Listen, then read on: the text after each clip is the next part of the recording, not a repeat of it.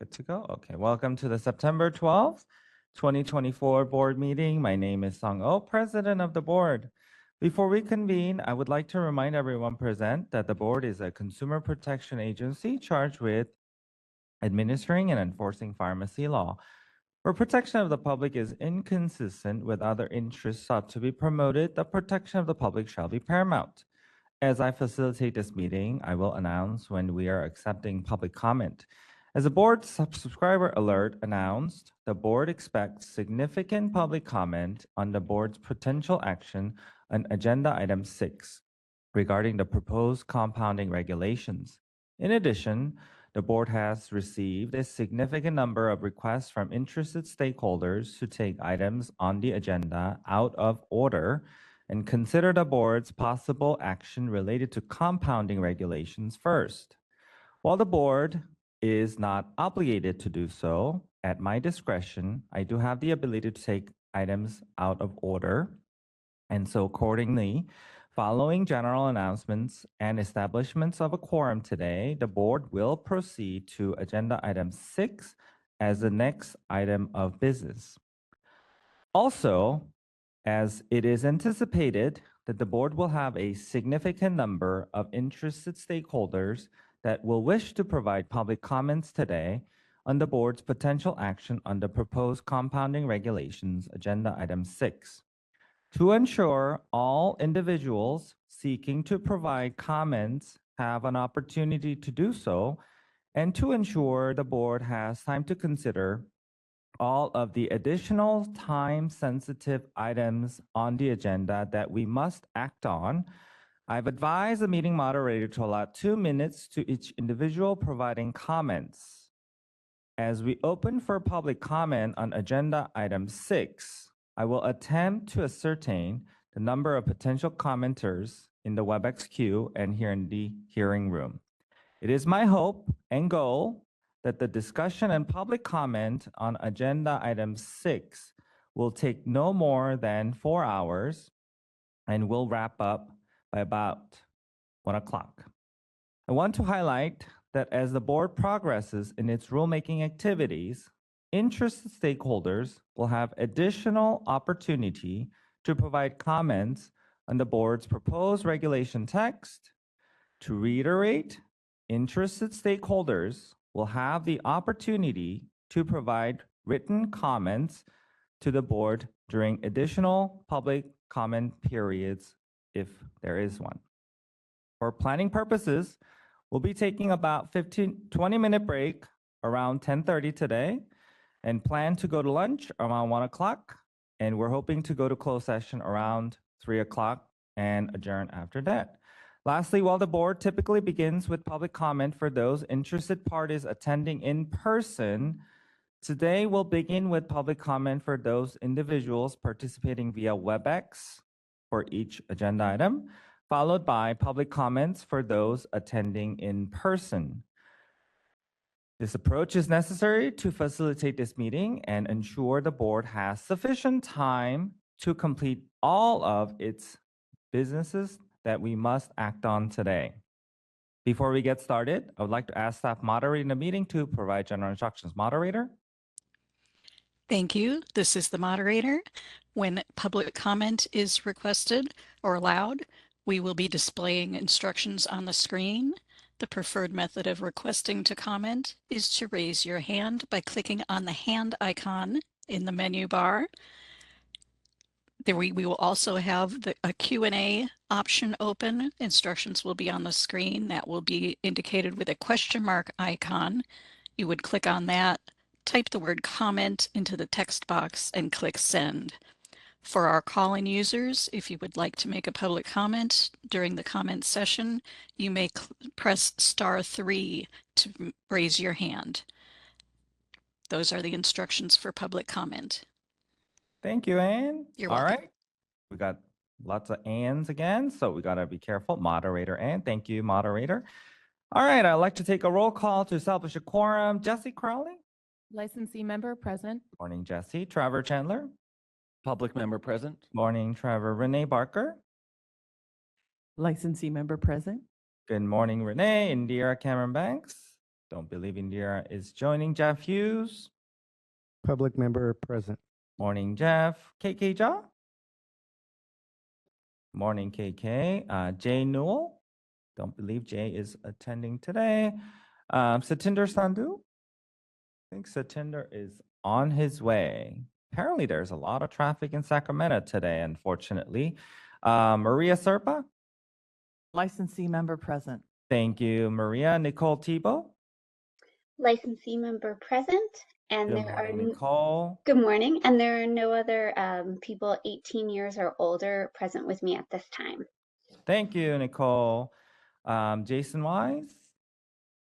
I don't believe Jason's joining today, and I am here. A quorum has been established. I truly appreciate everyone's time and commitment to the board and California consumers. We have a very full meeting today, as I stated earlier. I ask everyone participating today to be respectful of the work before the board today. As previously stated, we encourage participation by members of the public throughout our meetings at appropriate times. The board respectfully requests that when comments are provided, they're done so in a professional manner, consistent with how the board conducts its business. Before we move to the next agenda item, I would also like to remind board members participating via WebEx to please remain visible on camera throughout the open portion of today's meeting. If you need to temporarily turn off your camera due to challenges with internet connectivity, please remember to announce the reason for your non-appearance when you turn off your camera.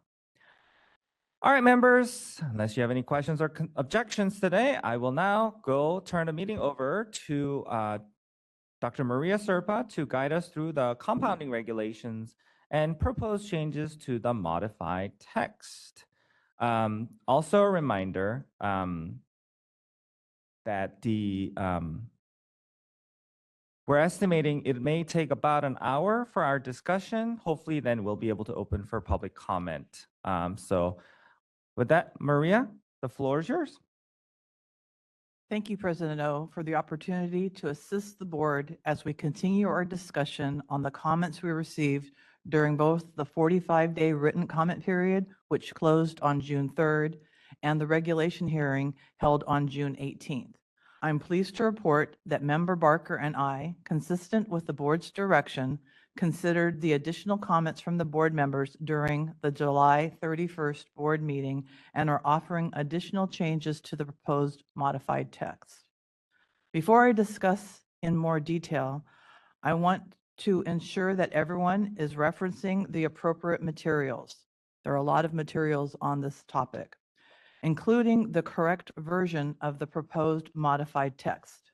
I have been advised that there is some information in the public domain that does not reflect the current language under consideration by the board. I highlight this specifically because this appears to also have been an issue during our last meeting where individuals were making comments that appeared to relate to prior version of regulation language and not the most up-to-date information. To ensure everyone is referencing the appropriate version of the language, the proposed modified text includes a footer at the bottom of each page with the date of August 29th, 2024. If you're unable to see the footer, another easy way to confirm that you're looking at the correct version of the language under consideration today is to look directly at section 1736.9 related to components and equipment, and confirm that the language you are reviewing references the provisions providing authority for a pharmacy to compound using bulk substances in subdivision E2. That's 1736.9 subdivision E2. I've requested that staff display this on the meeting slide as well to assist individuals that are participating via WebEx. Members, do you have any questions on the version of language that we will be discussing today?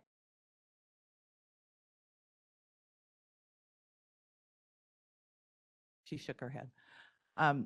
As we begin, I am not going to again review the significant efforts taken by the board and stakeholders over the past several years to develop these regulations. Background information on the meetings held from 2019 to current is available on the board's website and can be reviewed also via recorded webcast. As a reminder, many of these proposed regulations are not new.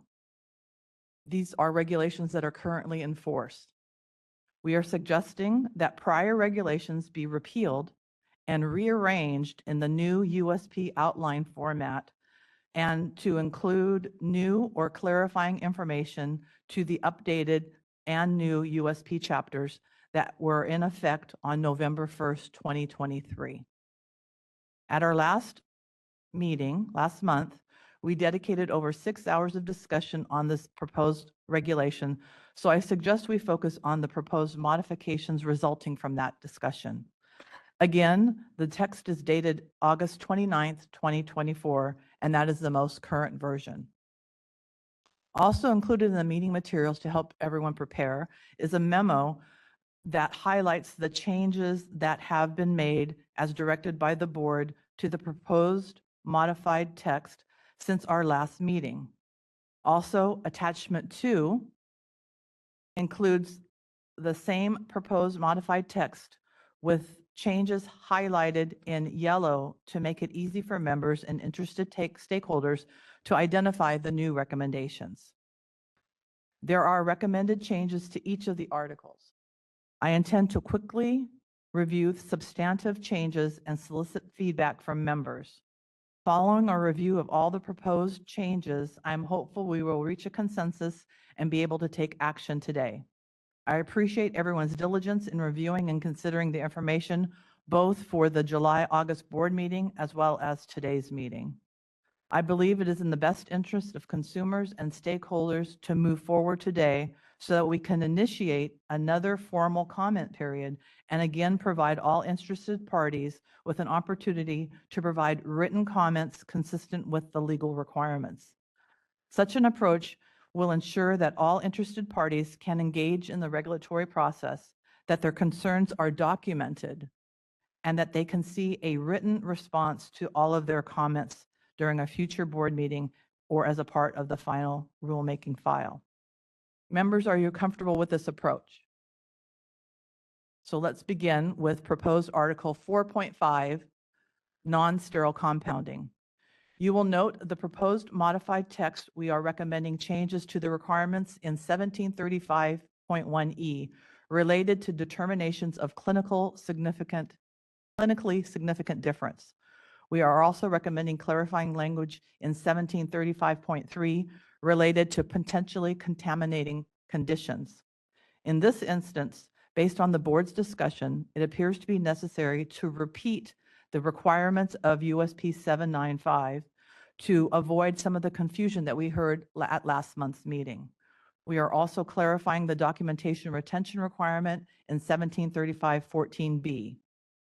Members, do you have any comments or questions on non-sterile compounding?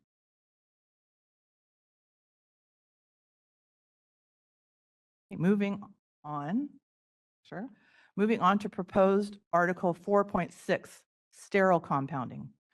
There are non-substantive changes clarifying language, including, for example, clarifications on the criteria for compounding under immediate use provisions in the event of an equipment failure in section 1736.1B2.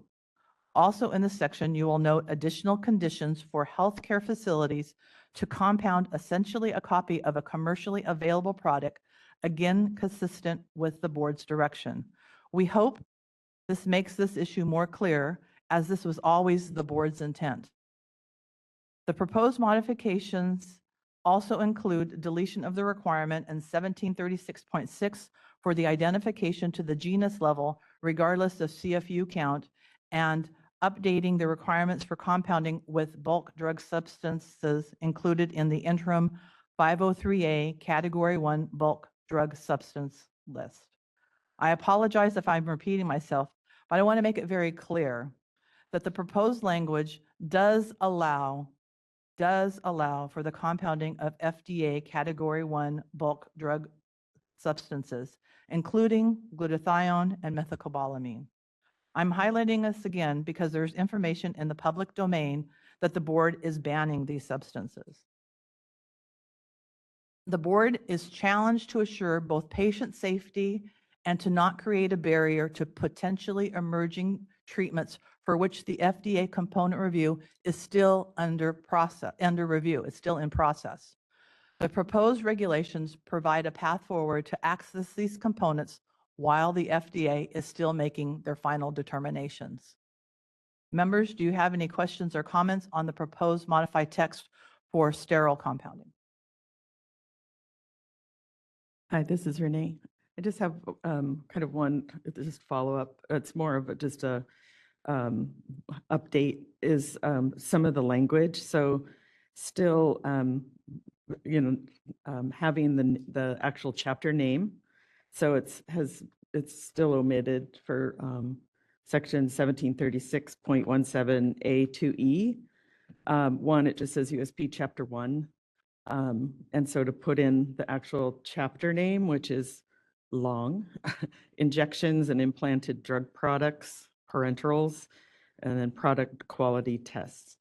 Also, I would prefer to see that the USP chapters 232 and 233 also have their full chapter names and not be put together. I think for clarity, just so in case somebody is not noticing that difference, but they're both tests regarding elemental purities, but one is limits. 232 is limits, 233 procedures.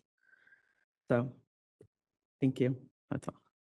Thank you. I know that that was our intent, was to include the full USP chapter name, and I think that that could be non-substantive to correct. I appreciate that comment. Members, any other comments? Hi, Maria. This is Nicole. I just wanted to start by thanking you and Renee for all the work you did on this. It was very obviously a lot of work, but much appreciated. And wanted to thank you all for specifically adding the paragraph that talked about the bulk substances list and putting that wording in there specifically. I think that was really helpful to clarify that issue. So thank you very much. Thank you. Any other comments from members? Okay. Moving on. Sorry, Maria, this is Jessie. I know I wasn't at the last meeting, but I did watch the recording. So thank you all for your work, especially Maria and Renee. I know this took a lot of time, and thank you to our staff also for creating these documents. This is the most clear it's been for me as a member reading through everything. Just understanding all the changes and what we're highlighting. I did have just questions for clarity. So I know that the area that we updated for essentially a copy and the pharmacist determining a clinical need. Just for my own perspective, is that to provide a pathway, for example, if there's a patient who has an allergy to like an inactive ingredient as well, does that provide a pathway for compounding preparations that they may be allergic to in the commercially available product? So as the regulations say, if the pharmacist's clinical judgment that it provides a difference that's important to that patient, yes, it would. Thank you. Let me see what other question I had here. So I remember from the last meeting, there was a lot of public comments surrounding the environmental sampling, I believe, and the cost with that. I noticed that that section is unchanged, and I'm kind of wondering some background information on where that stems from. So currently our current regulations and old USP requires environmental sampling. The updated USP that became effective November 1st has increased the requirements. And so that's what's referring to the increased requirements that are currently under the new versions of USP. Perfect. Thank you, Maria. I just wanted to add also that was, Maria had mentioned the section that was removed, which is A, what is that? Yeah, 1736.6A. Perfect. Anyway, so that section was removed. Okay, So, I think I must have been reading the wrong section. Thank you for that. Renee. but again, like Maria mentioned, the USP document did increase the the amount of monitoring required. Thank you. Members, any other comments on sterile compounding? I have one question on the availability. In 1736 9E, it mentions authorized by a public health official. Will these items still be able to be compounded and used without having, I know originally there was information there regarding the emergency use need because of a wildfire, what have you. What's going to be the limiting factor in folks having this stuff compounded and used? Does it have to be prescription, or how does that work? Is there a limit to who can get these items and use them? Like I said, does it have to be a prescription, or a public health official needs to establish that there's a need because of this incident, or what? Am I being confusing? No, no, and actually, we specifically made a change in E to make that more clear, because before the except word, where it's at E1, it says except as provided in number 2, and then it goes on to talk about all those situations. Previous version had except at the end, and that was not seen by public, and that's actually not seen by members of the board too. So we specifically changed it so that one says except as provided in number 2. So number 2 stands alone. It's not requiring any public health emergency or patient or health official be involved. Number 2 stands alone. Thank you.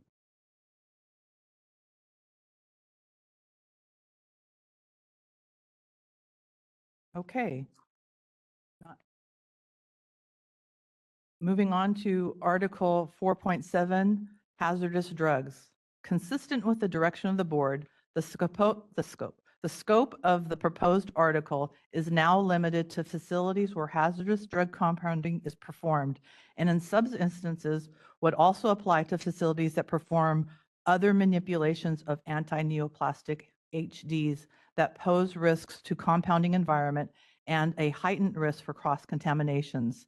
These manipulations of anti-neoplastic HDs are specifically mentioned in USP 800 and include, just for your idea of what they include, tablet splitting or crushing of tablets, for example. Members, do you have any questions or comments on the proposed modifications for hazardous drugs? I'm staying quiet, not because I don't, have a lot of comments. I just wanted to save it for, so I don't keep saying thanking everyone, but I do thank Anne and all the staff, hard work, and you and Renee, of course, absolutely. Just really appreciate all the hard work you guys put into this, but I just wanted to emphasize my appreciation for this section, 1737. So this, I think, makes it a good, very, very well-balanced approach. I think this is going to reduce confusion for a lot of regulated public. I think this is the right way to go. So I really appreciate it, and just thanks for updating it. When I had my comments last meeting, I didn't think that it would entail this much amendments to make that into a reality, but I appreciate it. And so thank you for amending it to my request. Thank you. I had a question just in regards to the title. Had there been discussion about changing the title to also reflect compounding or manipulation of hazardous drugs? What specific title? Because I can answer in Or general. 1737? Oh, our purpose in creating the new regulations was to specifically follow the outline format and titling of USP to help the regulated public to be able to compare them side by side. So the titles are the USP titles. Perfect. Thank you. That's helpful. I did notice a few typos in Oh my goodness. 1737.3, .5, and .9. They're all the same typo, where the and a facility in that first sentence, it says requirements to apply to the a facility. So I think that's just a small thing. We probably just need to remove the for those 3 sections. And then the other question I had was in 1737.14B, which I believe was in regards to providing the gloves. So I know that was another thing that came up in public comment about the cost of the pharmacy. So I just want to clarify that the pharmacy is expected to provide that to the patient or the agent, correct? Look at this again. B.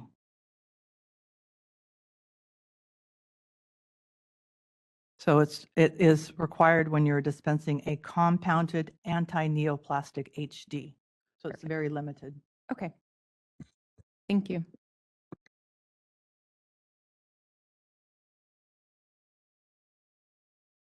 Okay, any other comments? The final proposed article is 4.8, radiopharmaceuticals. Sorry, I Oh. think I had one more comment. Okay. I missed that on my own. 1737.17A. That wording was a bit confusing when I read it. It reads, any facility shall maintain and follow written SOAPs for all situations with HDs in which HDs are compounded or anti-neoplastics or otherwise manipulated anti-neoplastic HDs. I'm not sure what the intention was there, but that sounded a little confusing to me. I think the intent is clear, but I think that the phrase at the end could be further up to describe the facility. And I think that it could be a non-substantive change, Noreen. Is that appropriate? Perfect. I think that's the last one for this section. Thank you. She's going to answer. Go ahead. Yeah, that would be appropriate as a non-sub if you're simply rewording it for clarity. Thank you. There are a lot of pages and a lot of times that have been looked at. So having fresh eyes and having us have a better document is really appreciated. Okay, a final proposed article is 4.8, radiopharmaceuticals. Includes changes made in other articles, including clarification on documentation retention requirements and deletion of provision related to the identification to the genus level to trend for growth. Members, do you have any questions or comments on radiopharmaceuticals?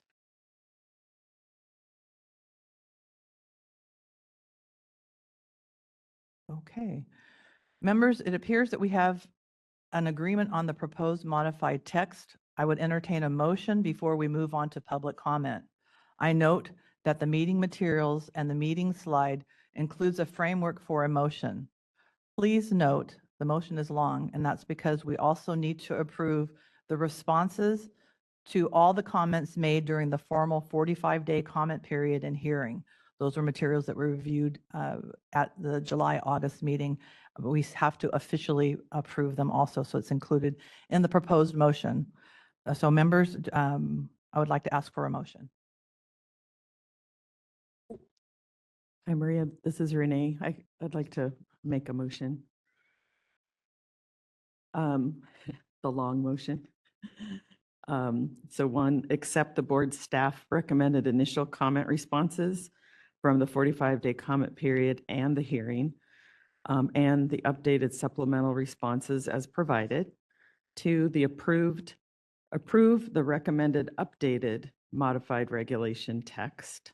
I'm going to say as directed by the board for a 15-day comment period. Additionally, should additional comments be received during the comment period, delegate to members Serpa and Barker authority to review the comments with staff to present recommended changes to the board in response to the additional comments. Further, should no adverse comments be received during the comment period, authorize the executive officer to take all steps necessary to adopt the proposed regulations at sections 1735, 1736, 1737, and 1738, and complete the rulemaking process.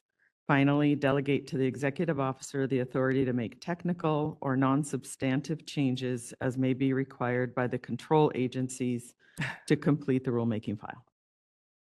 Thank you. And a moderator, can you assist? It looks like you're covering up the slide, which everyone needs to read. Thank you. Thank you, Renee. So I would just to clarify for everyone before we get to a second is, as director of the board, if I understand you, that's the 8/29/24 language in addition to the non-sub changes that we've talked about this morning. Yes. Thank you. Is there a second? I'll second the motion. Thank you. With a motion on second on the floor, I turn the meeting over to President O for public comment and the vote. President O? Thank you, Chair Dr. Sherpa. Sherpa, can I make one comment before you start public comment? I think I noticed that the motion does not include the repeal of the other sections that were to be repealed. And I think the motion should include the repeal of those sections as well. Doesn't that say that in here? I just see adopt the proposed regulation at Right here. 1735. Where is it? Is it part of the motion? I believe that would be part of the motion. It's on page 13. Oh, sorry. At the top of every article of every section is it lists the sections to be repealed. So I think that's part of the motion. It's part of the materials that we have reviewed. Do you have a problem, Noreen? How should we do that then? Well, the specific motion specifically adopts the proposed regulations. It does not refer to the repeal of the sections. So I understand that the language that is part of the materials refers to the repeal. I think it would be safer if the motion also included the repeal of the sections to be repealed. Can you help Renee with wording that? Yes, please. To see what they are. I mean, are you referring to the, it was the posted memo subject? No, the document, so Just just for everyone's repeal. clarification, if you look at the, in Appendix 1, the proposed modified text, every article has a header that talks about the areas that are going to be repealed, and this is going to replace that.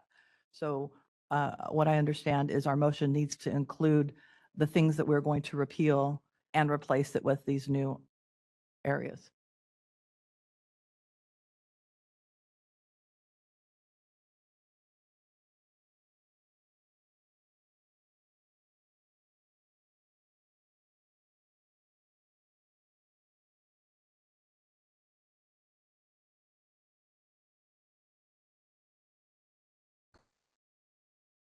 The agenda is specific, and I think you can refer to those sections to be repealed. So if you just wanted to quickly amend your motion to include the repeal of section 1708.3, 1704, 1735 SEC through 1751, I think it would be safer to make sure that those sections were specifically repealed by the motion.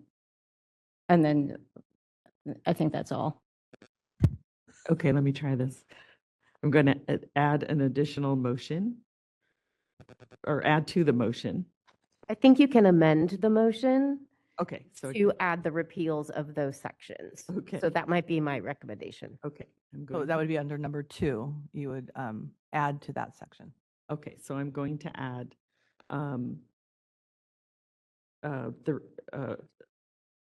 also to repeal the repeal of sections 1708.3, 1708.4, 1735, and 1751. Yes, Of the board's current of regulations. the board's current regulations. And replace with, Okay, so, and replace with the addition of sections 1735, 1736, 1737, and 1738 related to compounded drug preparations. Thank you. I think we're waiting for a second before. I'll accept the Oh. amendment. Okay, thank you. President O, back to you. Thank you. Thank you. All right, so we are ready for public comment. We're going to start with public comment in WebEx. And this is the moderator. We now have enabled the hand raise feature for people who would like to make a comment.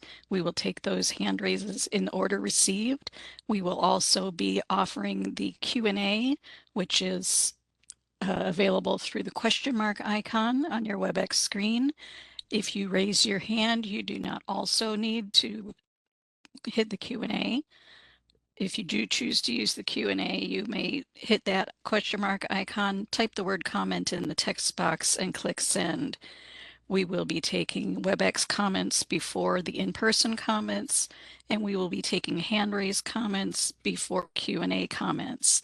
Each speaker should speak only once per agenda item, and you will have a limit of 2 minutes. You will receive a 10-second warning. So working in order, let's see, we have a request for comment from Crystal Frost. Crystal, I'm going to send you a request to unmute your microphone.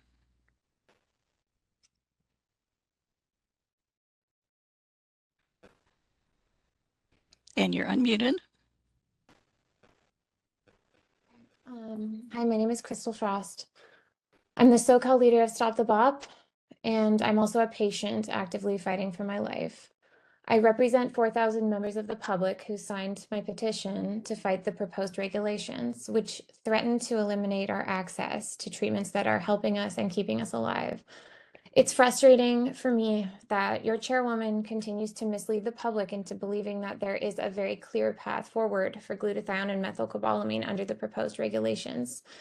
Because you guys have spent years enforcing regulations that don't exist yet, ensuring that these very treatments are not available to patients. Members of the public who are listening should know nebulized glutathione is already unavailable, even though it is allowed by the FDA's interim policy. In the introduction of this meeting, Chairwoman Serpa stated that the board is not trying to ban these substances. If this was the case, the board would not be taking legal actions and disciplinary actions against pharmacists for producing these very substances. I am really happy that you guys have modified the proposed text to include some exceptions, but it's still not enough for us. We want you guys to align with Pharmacopoeia Chapter 797 and make sure that that is the only way that pharmacies are able to safely move forward and go back to producing these substances after being targeted so many times by you guys for producing these legal substances. So the other thing is that I feel that Chairwoman Serpa wants you to believe these compounds will be available. The other thing that she's not telling you is that there are provisions in here that go against what's standard across the United States, which require extensive additional testing. So even if pharmacies are comfortable, resuming production, the prices will go up exponentially. And please, you guys send it back to committee and please align with Pharmacopoeia 787. Thank you so much. For the comments. And our next request for comment is from Tennille Davis. Tennille, I'm going to send you a request to unmute your microphone. You're unmuted. Can you hear me? Yes, we can. All right, thank you. Thank you for the opportunity to speak today. My name is Tennille Davis, and I'm here on behalf of the Alliance for Pharmacy Compounding and the many compounding pharmacists across California. While we acknowledge that the board has made some adjustments to the proposed compounding regulations following a comment period and public outcry, a large portion of the comments have been ignored. The current proposal still threatens patient access to essential compounded medications and will dramatically increase costs, potentially to the point where some preparations become prohibitive to produce or access. The board has failed to show why these proposals are necessary and how they will improve patient safety. APC strongly urges the board to align its regulations with the U.S. Pharmacopoeia standards. These chapters were written by established experts in the field over many years with input from diverse stakeholders across pharmacy, medicine, and science. They were developed based on sound science and have just recently gone into effect, becoming the standard for nearly every state. Deviating from these standards not only creates confusion, but also burdens compounding pharmacies with duplicative, costly, and unnecessary requirements that the board has not shown to improve patient safety. Furthermore, it's concerning that the board appears to be using these proposed regulations to retroactively justify its previous enforcement actions against pharmacies that compounded using methylcobalamin and glutathione. These pharmacies were operating within legal parameters, compounding sterile preparations that these patients rely on. This retroactive approach not only unjustly places additional strain on pharmacists who already face regulatory burdens. Finally, I must speak to an issue that's not often addressed publicly. Many of my colleagues in the industry are deeply afraid to speak up, fearing retaliation from the California Board of Pharmacy if they 10 do. seconds. This climate of fear stifles dialogue and collaboration. While progress is made, these regulations still require substantial revision. I strongly recommend going back For the comments. Our next commenter is John Gray. John, I'm going to send you a request to unmute your microphone. Good morning. This is John Gray, registered pharmacist with Kaiser Permanente. Thank you for the opportunity to comment on the board's proposed compounding regulations. First, we want to thank the board for earnestly reviewing and in some cases, accepting the feedback provided during the August full board meeting. We acknowledge that the Enforcement Committee and the board have provided many opportunities for public to provide input on the compounding regulations as summarized in today's memo. However, we note that this public input process has been predicated on the presupposition that a regulation is necessary. Throughout the rulemaking process, neither the committee nor the board have presented evidence to support the notion that simply enforcing the USP compounding chapters, as dozens of other states do, would be insufficient to protect California patients. The committee and the board have also failed to provide empirical evidence to support the specific requirements that are being proposed that exceed the requirements in the USP standards. As such, we believe there's credible argument that the board has failed to provide substantial evidence that this regulation is necessary as required under the California Administrative Procedures Act. Given these factors, we continue to urge the board to withdraw this rulemaking package and initiate a new rulemaking to repeal Articles 4.5 and 7 of Title 16 of the California Code of Regulations, and simply rely on the requirements that pharmacies comply with the compounding chapters of USP given in DPC Section 4126.8. To date, the board has declined to establish a delayed effective date for this regulation should it move forward. The proposed regulation includes many new requirements that will require the modification of existing policies and the drafting of new standard operating procedures. Additionally, the proposed compounding facilitator requirements in 1737.5 will require us to take a hard look at the configuration of many of our pharmacies and potentially engage in time-consuming and costly remodeling. We encourage the board to reevaluate its position on the effective date of the proposed regulation and establish a reasonable effective date. We continue to recommend 1 year from the date of OAL approval. We also encourage other licensees to continue whether they believe it is reasonable for the regulations to become effective as soon as it is approved by the OAL. And if they share a concern about the effective date of the regulation, to make that known during the next comment period. Thank you for the opportunity to comment. We look forward to continuing the discussion during the next comment period. Thank you for the comments. Our next request for comment is from Sarah Johnson. Sarah, I'm going to send you a request to unmute your mic.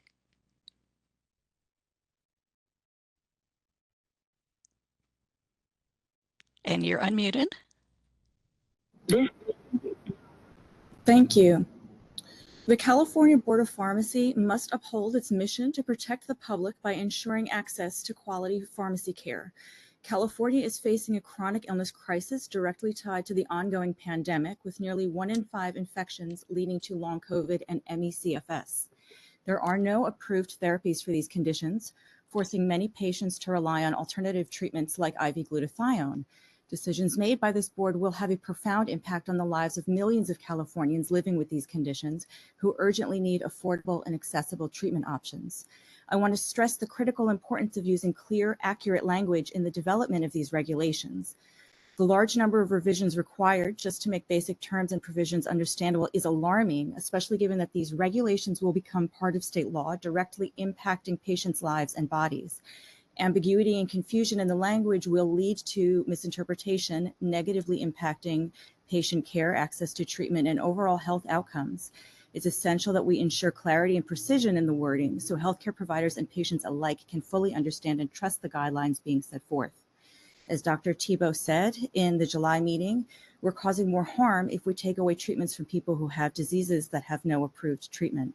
The board must carefully consider whether the regulations are in line with the duty to protect the public or if they inadvertently create barriers for the most vulnerable. Dr. Thibault, thank you for your advocacy standing as a visible ME/CFS patient. Your work represents a powerful legacy of championing marginalized communities through science and compassion. By advancing access to life-saving treatments, you are contributing to the historic role of pharmaceutical care in promoting health equity. Thank you. Thank you for the comments. Our next request for comment is from Caitlin Olenek. Caitlin, I'm sending you a request to unmute your microphone. And you're unmuted. Can you hear me? Yes, we can. Okay, thank you. Good morning. My name is Sarah Caitlin Olenek, and I last spoke on July 31st and spoke about my testimony on how glutathione and methylcobalamin or B12 injections have been crucial for getting me towards remission for late-stage neurological Lyme disease and chronic fatigue syndrome. I appreciate that you have modified your regulations, but it is not enough. Despite years of treatment, I still test positive for multiple bands of Lyme disease. I am reliant on Category 1 compounds such as IV glutathione, NAD, and B12 injections to keep my illness stable, and I one day hope to reach a true and complete remission. Due to other IV therapies in combination with Category 1 compounds, I have a large amount of my quality of life back. I am currently in a master's program for forensic psychology and thriving. I am also 90 pages into writing my own book about Lyme disease and its effect on physical and mental health. In this book, I discuss how crucial Category 1 sterile compounds are for Lyme disease patients. I'm also currently living in Mission Viejo, California, and am close to the airport fire. Breathing in the smoke and knowing how crucial these treatments are for firefighters has me additionally alarmed for the regulations and restrictions the board is trying to impose. Please do not make these safe treatments difficult for patients and firefighters to obtain. These regulations could be detrimental to my health, career, and future success. Please do not overstep and keep these medications accessible to the public. Thank you for your time and consideration. Thank you for the comments. Our next request for comment is from calling user 18. I'm going to send you a request to unmute. You will press *6 to unmute your microphone.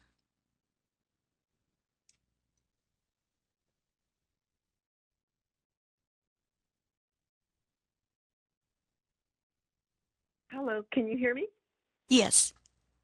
Yes, good morning. My name is Sandy, and I'm from Placer County, California. And I just want to echo the comments that have just been shared. They have been well prepared and well researched. And I do hope that you will take those into account. There's just too many regulations going left and right, trying to control the people. The people have a right to have a sovereignty over their bodies and make choices over the medications that they wish to choose to put into their bodies to try and treat conditions that perhaps they're not getting any help from traditional methods. So that's one comment. The other comment is I don't believe that it was adequate notification for the public to be prepared to respond to this, and yeah, you need to reconsider what you're doing. You don't want to restrict the rights of the people. Thank you. Thank you for the comments. And our next request for comment is from John Gray. Let's see, John Gray has already spoken. Our next request for comment is from Marion Pike. Marion, I sent you a request to unmute your microphone. You're unmuted. Good morning. My name is Marion Pig. I'm a pharmacist representing Hartley Medical. My comment is on section 1736.12C. The endotoxin testing required under this section references the requirements of USP Chapter 85 bacterial endotoxins. USP Chapter 86 is anticipated for early adoption this year in November and will become official May 2025. Chapter 86 provides additional tests using recombinant factor C or recombinant cascade reagents to detect or quantify endotoxins. The bacterial endotoxin test described in this new chapter are additional techniques for the current bacterial endotoxin tests described in Chapter 85. The new chapter is intended to allow for the use of non-animal derived reagents consistent with the commitment made by USP to reduce the use of animal derived materials for testing. This change is coming at an important time as there has been a consistent shortage of natural sourced LAL for the use for endotoxin testing per USP Chapter 85. We recommend that the board add a period after as established in USP and delete Chapter 85 bacterial endotoxins to facilitate a seamless transition when USP Chapter 86 becomes compendial. Thank you for your time. Thank you for the comments. And our next request for comment is from, apologies for probably mangling your name, Diane Przyspiorski. I'm sending you a request to unmute. You're unmuted.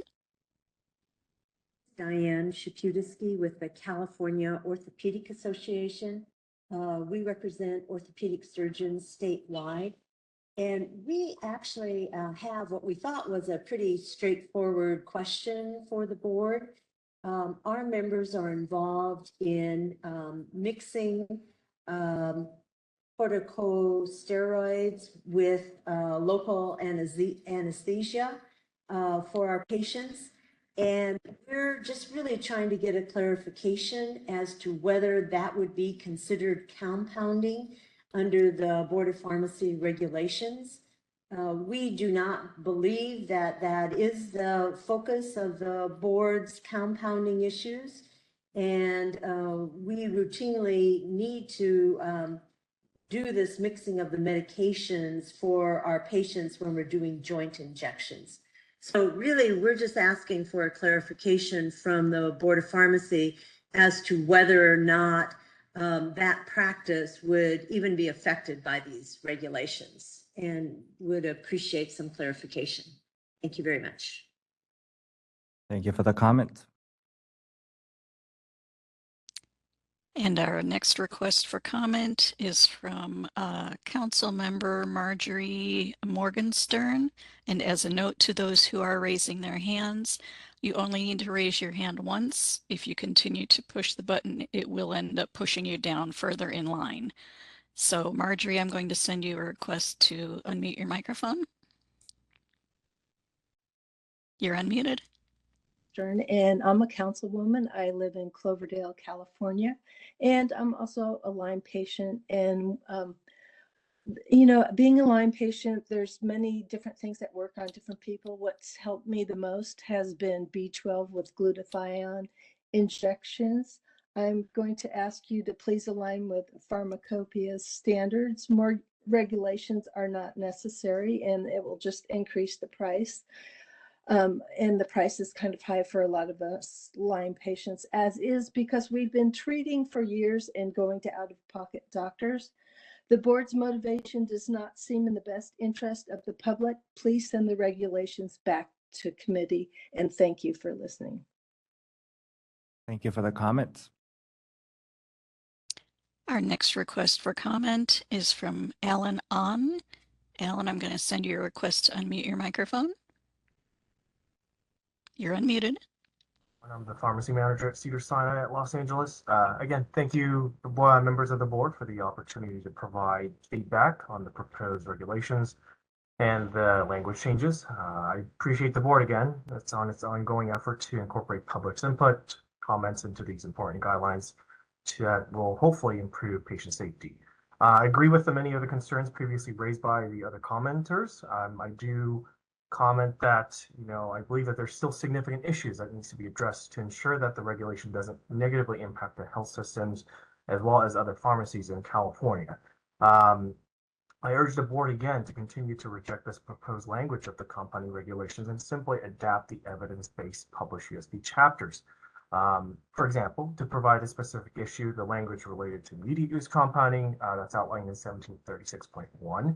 The current 24 hours time frame poses a serious patient safety risk.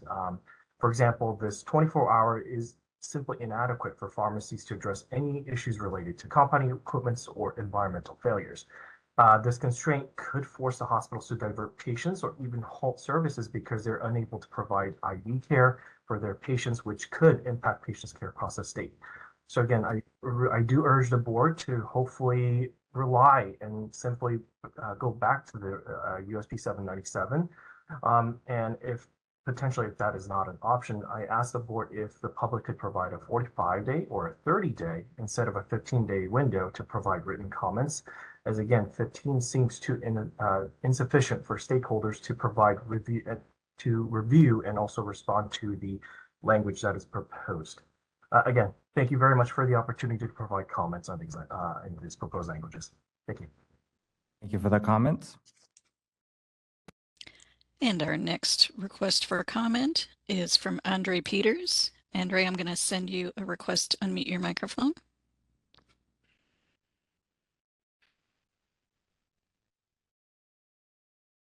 You're unmuted. Okay. Yep. I'd like to echo the concerns that we've been hearing about the regulation. Also want to add my voice to my grave concerns regarding immediate use compounding. It is really unacceptable to report each instance of an engineering control failure. The new proposed requirement to report each instance of immediate use compounding associated with an engineering control malfunction will place a burden on pharmacy staff as well as board staff who will not have the necessary human and financial resources. The benefit of reporting each minor malfunction to the board is really highly questionable, and it is really questionable on how it will add value, enhance the safety of the public. Usually reporting to agencies are reserved for very serious matters and problems. And so I'd like to point out that immediate use compounding is widely allowable action under 797 standards. An immediate use compound made for a patient by a pharmacy is definitely not serious enough to warrant a report to the board. I'm also concerned that if the board is going to make this too onerous on pharmacies, there could be the unintended consequence that pharmacies would just decide to have nurses compound for immediate use up on nursing units, and then no reporting to the board will be necessary. I would like to ask the board to please remove this requirement since it's over-regulation, and I don't think it will help. Thank you. Thank you for the comments.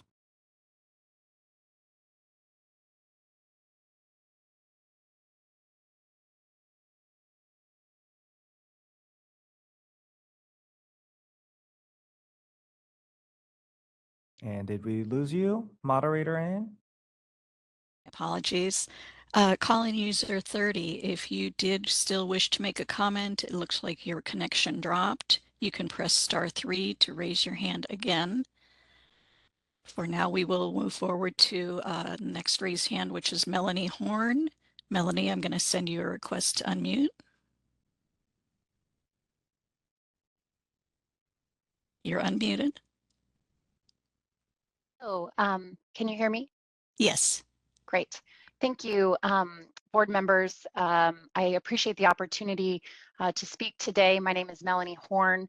I'm registered pharmacist from Sutter Health, and I help to represent our compounding leaders across Sutter Health facilities. I also am speaking today in opposition to many of the aspects of the proposed regulatory language currently under consideration. The proposal, which is being offered for only a 15-day public comment period, is concerning for several reasons, which have been voiced already, including ongoing restriction to patient access, which is in higher restriction to what USP 797 allows. And there's a lack of evidence for many of these points within the body of this proposal that are far above and do restrict access to our patients. I would like to have the comment period be extended to provide meaningful and thorough feedback on the proposed regulations. Some examples also mimicked by Andre Peartz in requiring documentation for emergencies, listing compounding date and time. This would ensure that pharmacies did have to do documentation in the EHR. And so concessions made to state that if it was already readily available, that it would not be burdensome to a pharmacist or a pharmacy personnel performing emergency compounding. That's listed in 1736.1B. In addition to a failure of a PEC resulting in only the ability to provide immediate use for 24 hours, this could effectively shut hospitals down. In addition, we're very concerned about staff not being able to provide compounding services if they've made a mistake on a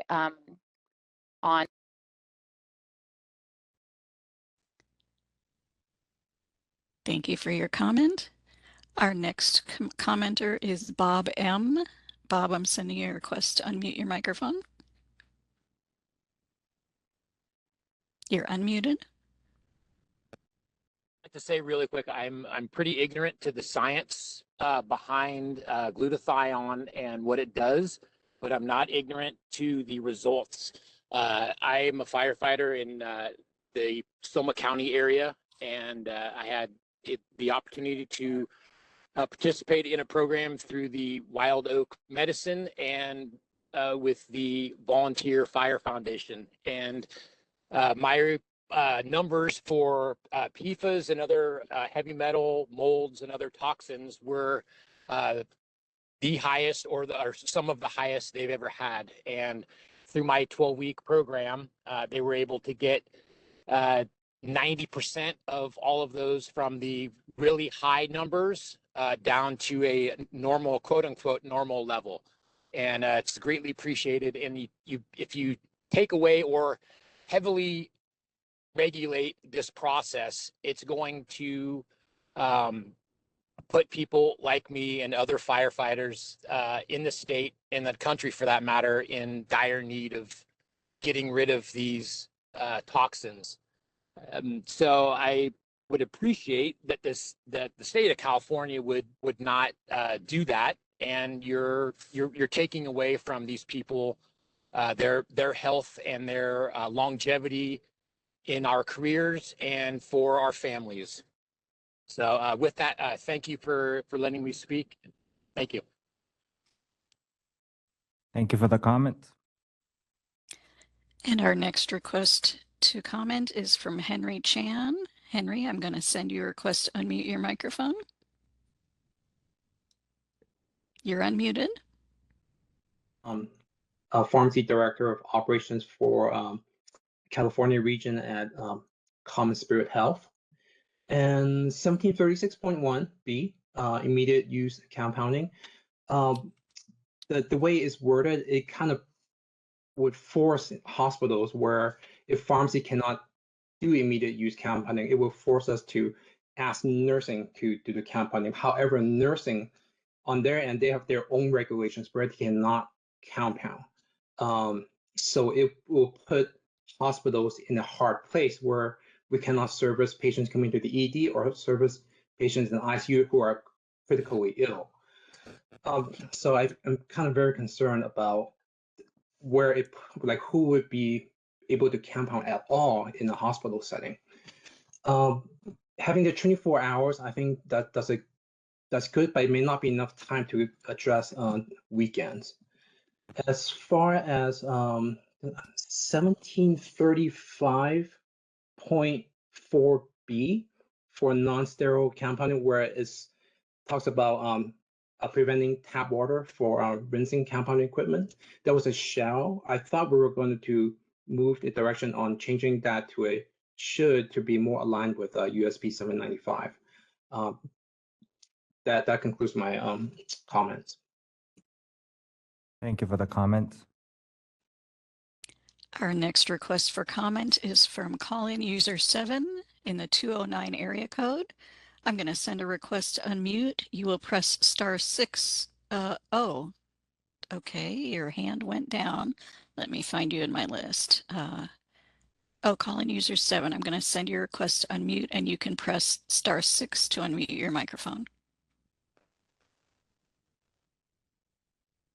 Can you hear me? Yes, we can. Excellent. Excellent. Hi, my name is Marie Kottman. I'm the owner of Pacific Compounding Pharmacy in Stockton.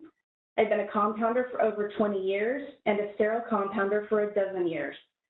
I would like to echo both Dr. Gray's and Dr. Horn's comments.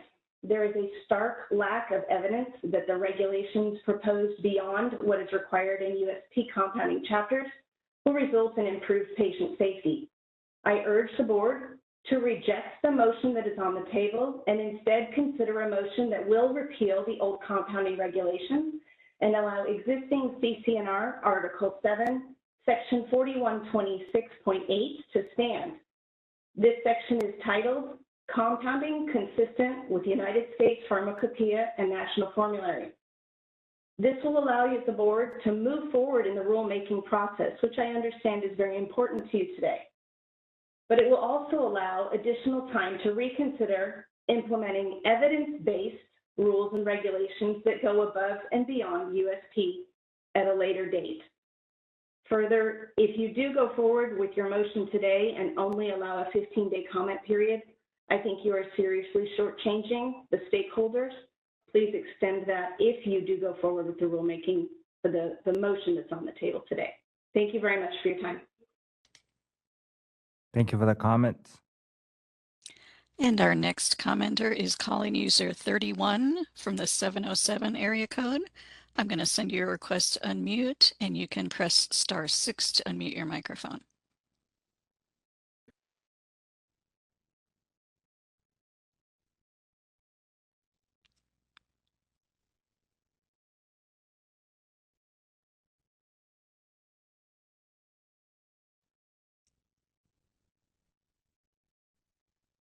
And calling user 31 from the 707 area code. I'm going to send you a request to unmute. You can press *6 to unmute your microphone.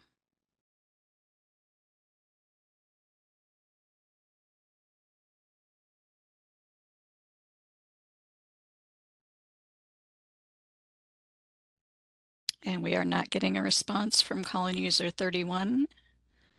Board Chair, shall I move on to the next commenter? Sure, yes, please. Thank you. Our next commenter is Chi Su. I'm going to send you a request to unmute your microphone.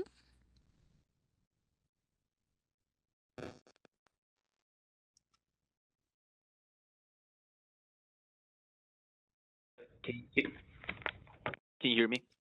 Oh, yes, we can hear you. Thank you. Thank you, the board, for taking the time to hear my comment.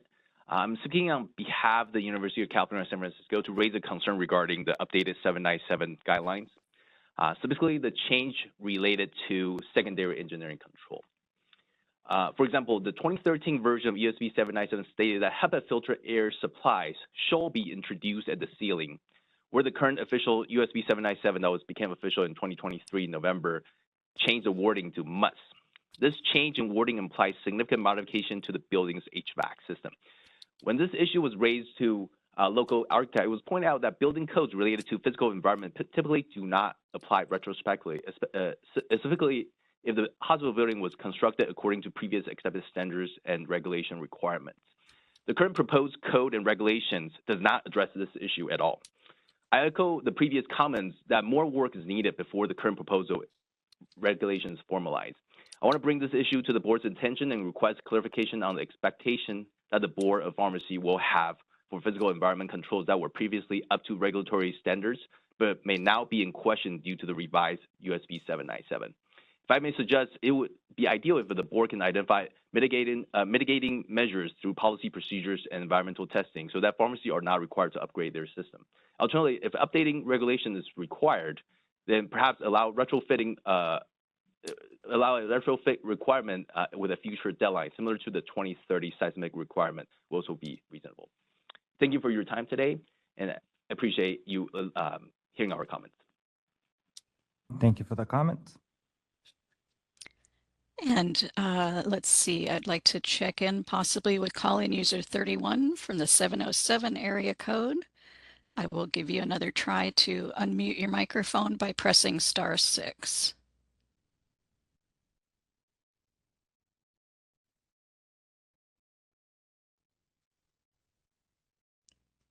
All right, looks like they are still having technical issues. I'll move on to calling user 34 from the 559 area code. I'll send you a request to unmute your microphone, and you may press *6 to unmute yourself.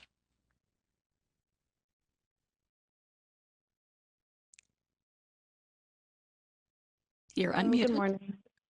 Hi. Thank you so much for taking the time to listen to our comments. My name is Dr. Anissa Seha.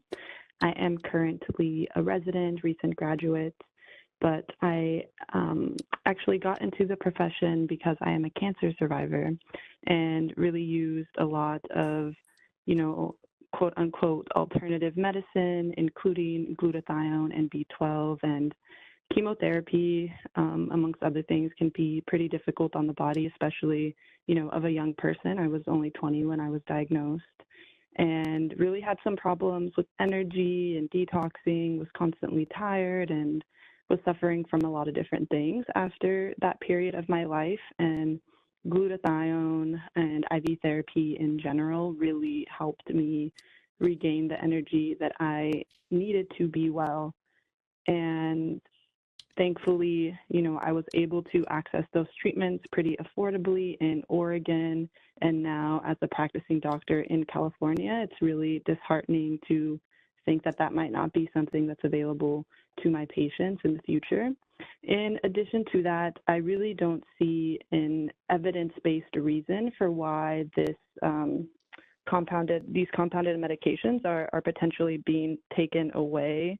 We're able to test through urine metabolites and through serum levels for glutathione and B12 respectively. And so if there is concerns about elevated blood levels or something like that, that is something that we have the ability to functionally test. So if, there was some regulation of having to test, make sure that people's levels are low before administering them, that's something that I could see having the potential. But to just completely take away this option, I just don't quite understand. And if it is taken away, I'd love for there to be an evidence-based reason as to why that's the case.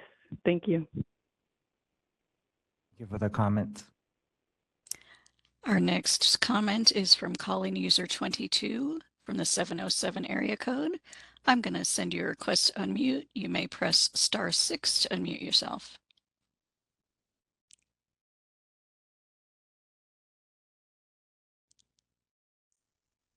You're unmuted. You can go ahead.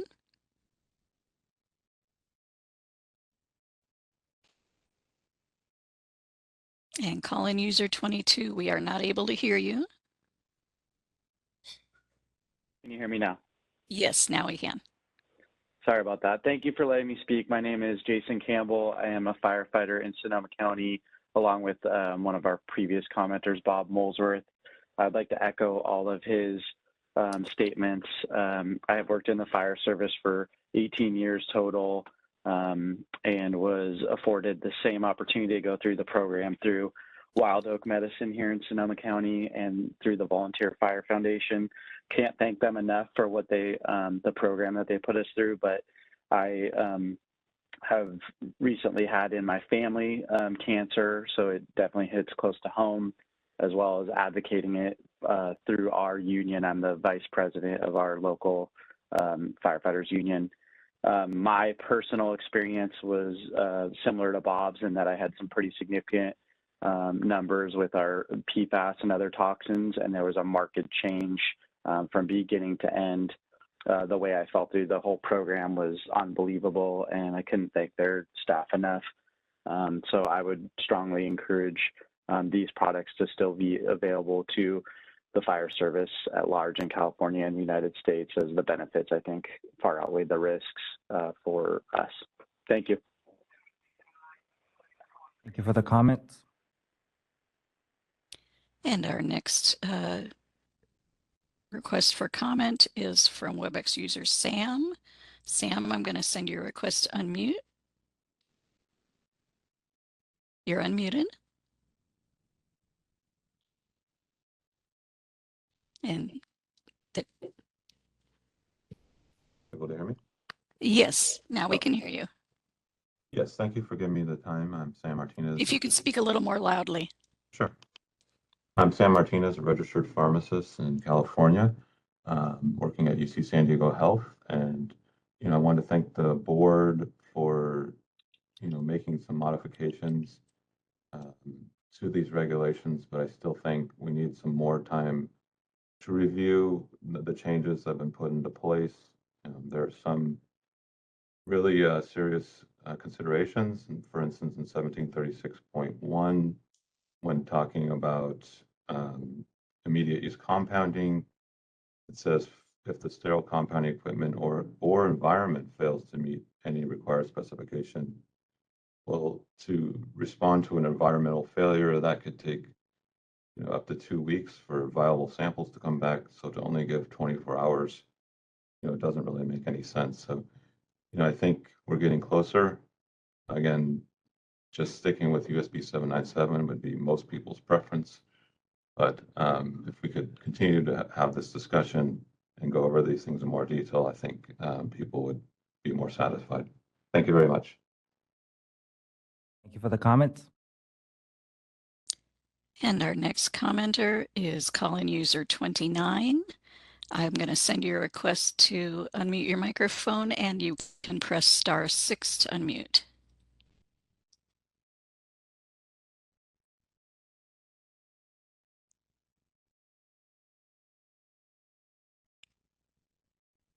And call-in user 29. You can press *6 to unmute yourself.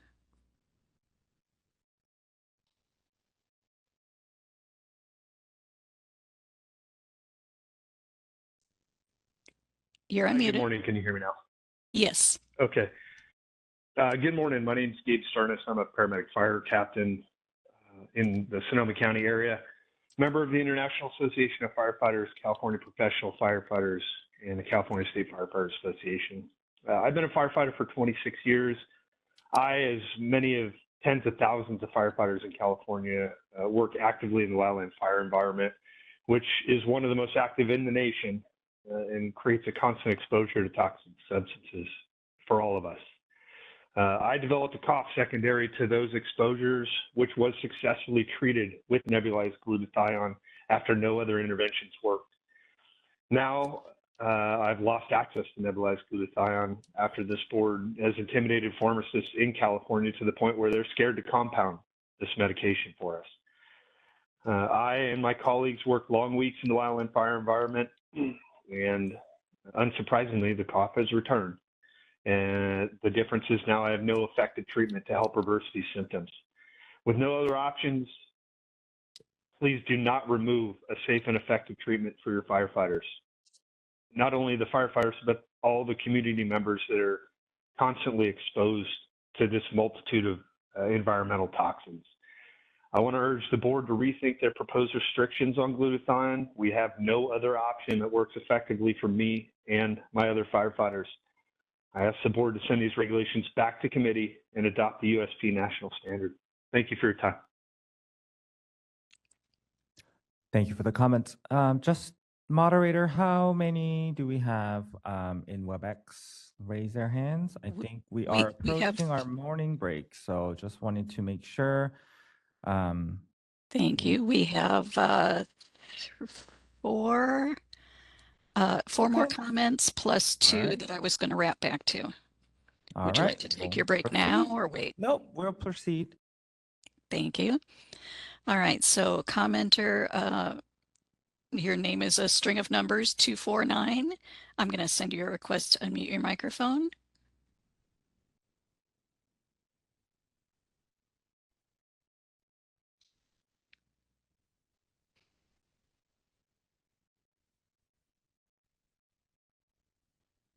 And again, commenter 249-526-17185. I'll send you another request to unmute.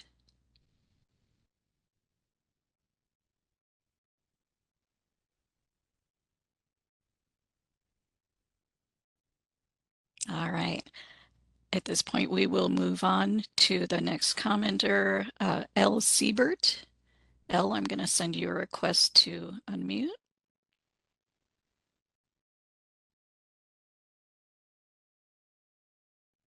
You're unmuted.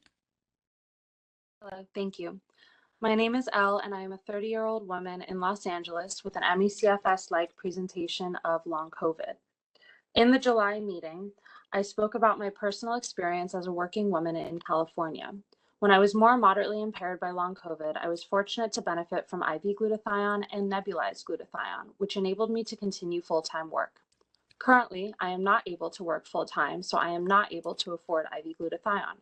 However, nebulized preparations of glutathione compounded by 503A pharmacies, which will be directly impacted by Title 16 regulations, can be more cost-effective and accessible for patients with moderate to severe impairment for whom in-home treatments are critical.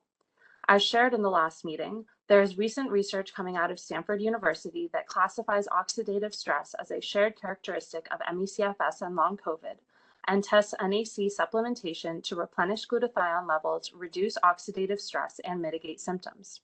Through the firefighter community, I have been made aware of the critical need to ensure that glutathione can be prepared in a nebulized form for in-home use.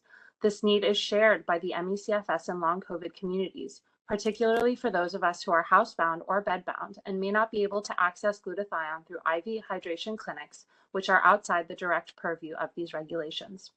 As a result, I am concerned that the proposed regulations might affect researchers' ability to study the therapeutic effects of glutathione in nebulized form, particularly for moderate to severe patients who are most impacted by MECFS and long COVID. Like others, I urge the board to reject this regulatory text and send it back to committee because it would exceed federal guidelines, making California the only state to do so. At the very least, I recommend a language change to 1736.9, item 2II.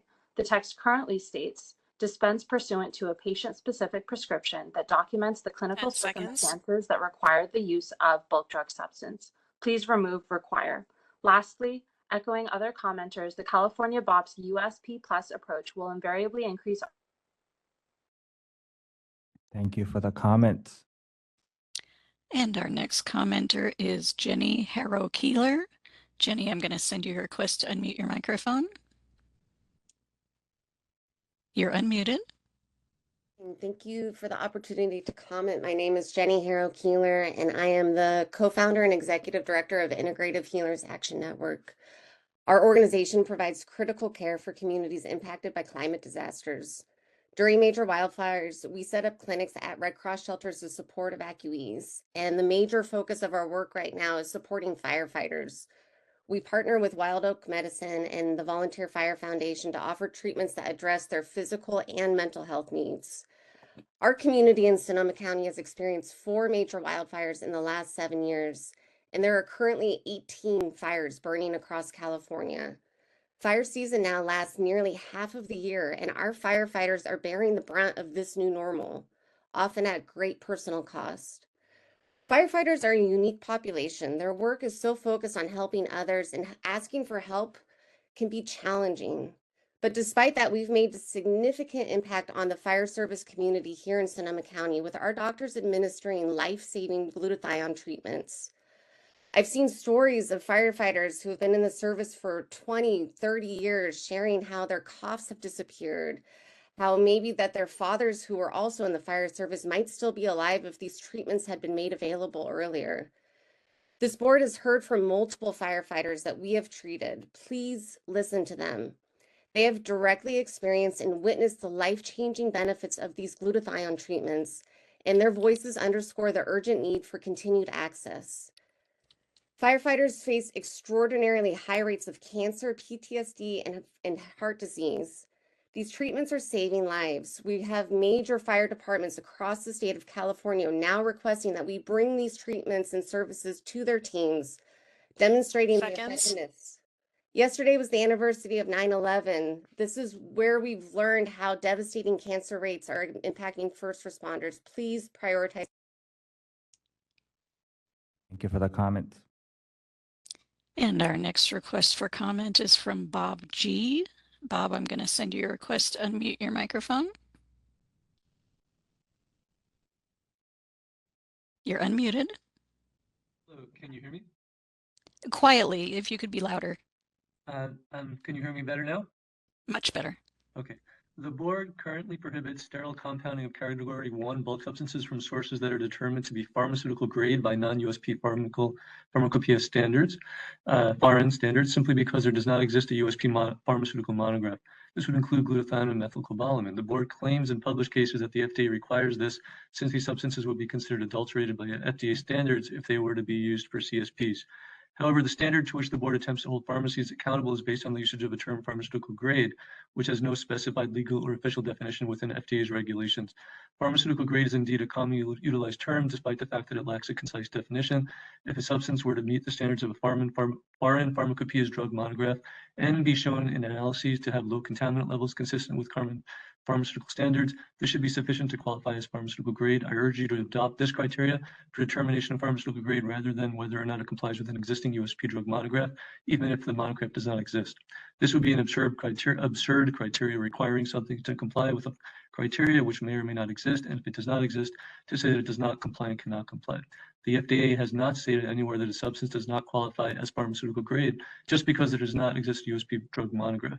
Furthermore, USP 797, which deals exclusively with compounding of sterile products, Section 9.3.1 states an API must comply with the criteria in the USP NF monograph if one exists, thus implying that an API may be used even if a USP NF monograph does not exist, as long as it meets the next criteria that it must have a COA that includes specifications, e.g. compendial requirements for quality, and that test results for the components show the API meets expected quality. USP Chapter 232 describes the acceptable amounts of impurities in drug substances depending on intended routes of administration. If the COA meets these requirements, this would qualify as pharmaceutical grade.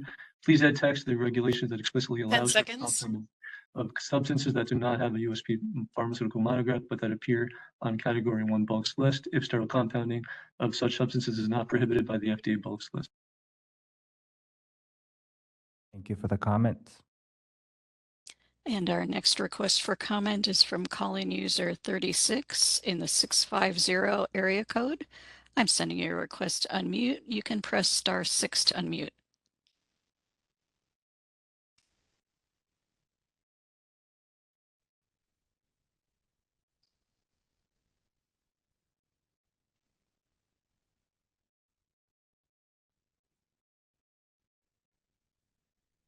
And again, call in user 36 from the 650 area code. You can press *6 to unmute yourself.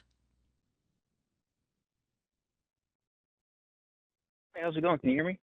Yes, we can. Hi, how's it going? My name's Justin De San Martino. I am a firefighter. I have been for the last 6 years. Thank you for allowing me to comment. I found out about glutathione through the Volunteer Fire Foundation and Wild Oak Medicine. I'd done a couple treatments after I'd been on a fire for about 3 weeks. And to my surprise, I had been coughing up all kinds of black junk out of my lungs. My lungs had felt tight. I had been wheezing, and it had relieved a lot of the symptoms that I was feeling. And I'm afraid that if this treatment is banned, that I won't have anything to help myself. As a firefighter, I can only do so much to help with my health as far as working out, eating good, sleeping good. But, being on a wildland fire, that's really hard to do, especially when we're working 3 weeks on. We get a 2-day reset, and then a lot of times we're back out on the fire for another 3 weeks. And, when not only vegetation is burning, and obviously that's harmful, structures are burning. And a lot of structures have petroleum products, right? Plastic, and all that's burning, and there's nothing to protect my lungs, right? We don't have self-contained breathing apparatuses. We can't wear N95 masks. We are exposed to the elements, and it's extremely harmful. And, I'm afraid that I may not make it to retirement. I may not make it another 20 to 30 more years. And on top of that, I don't know if I'm going to make it past retirement and live a healthy life. And I strongly encourage that the board reconsiders this medication being beneficial for not only myself, but all the other firefighters and everyone that this impacts.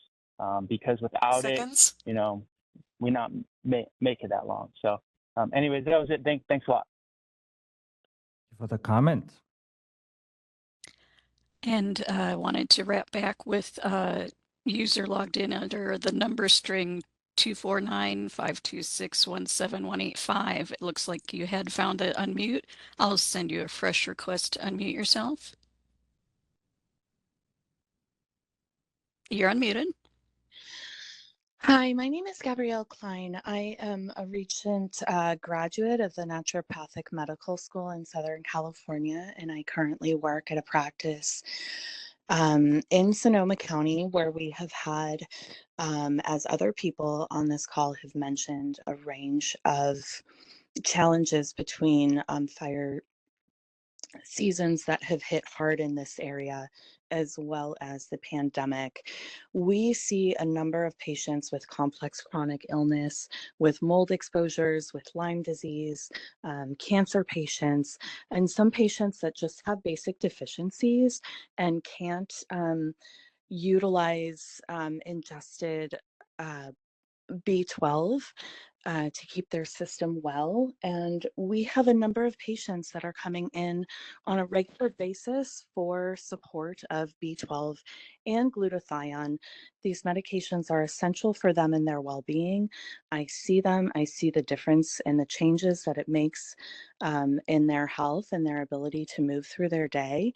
And making access to these medications more difficult to achieve to access for the patients, it doesn't serve anybody's interest. These compounds are safe, they're nutrients that are essential to the body, and they're in a form that is an alternate way of getting these substances into systems that can't ingest them and can't utilize them through ingestion. So I really urge the Board of Pharmacy to consider the volume of patients with complex chronic illness that utilize.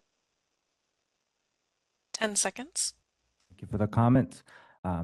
It's 10:30. We are anticipating, I see there's a couple more in there. If that's it, we will proceed, and then we'll take a break. Correct. I have 2 more raised hands and 1 in the Q&A. So let's go ahead and move on to call-in user 39 from the 916 area code. I'm sending you a request to unmute. You can press *6 to unmute. You're unmuted. Hello. Yes. I just wanted to say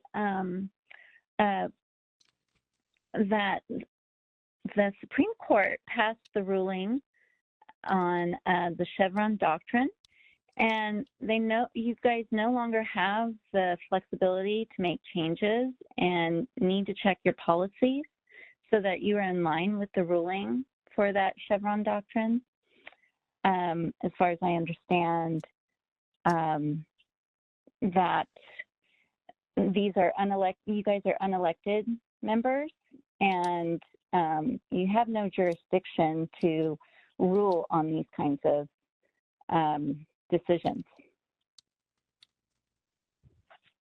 And that's all I have to say. Thank you for the comments. And our next request for comment is from call-in user 42 from the 650 area code. And call-in user 42, I'm going to send you a request to unmute. You can press *6 to unmute your mic.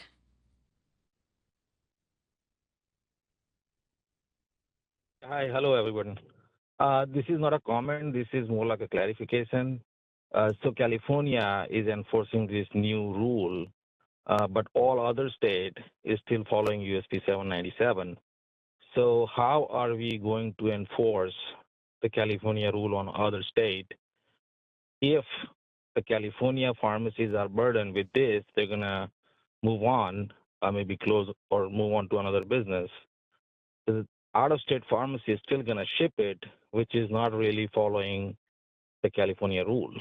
So how does it really help unless it's also enforced on out-of-state pharmacy? Thank you.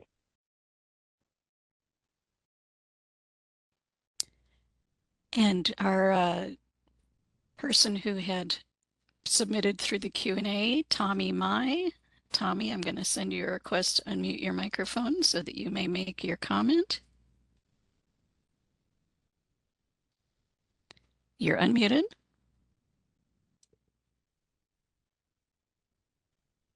And Tommy, we cannot hear you.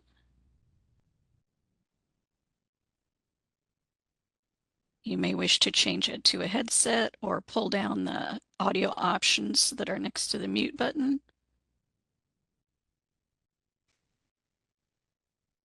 Hello, can you hear me now? Now we can. Yes, thank you. Sorry about that. No problem. Hello, I'm Tommy Mai, Director of Pharmacy for Huntington Health.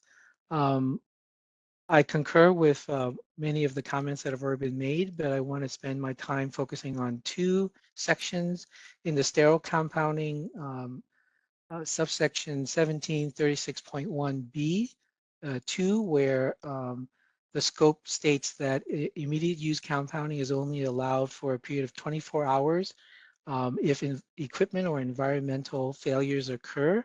I feel that the board is going to miss their intent in trying to maintain public safety with these requirements, because if the pharmacy personnel who are the experts within these compounding procedures are limited to only be able to do immediate compounding within 24 hours, then alternatively, we have to hand that over to other professionals within our organization that will do the compounding. And so, for example, that might end up being a frontline nurse that's compounding at the bedside, or other areas to continue servicing patients in a acute care hospital that needs to operate 24/7. So in my opinion, it's making the situation more dangerous to the public if you're limiting the experts to only a 24-hour period that we can utilize these immediate use compounding rules.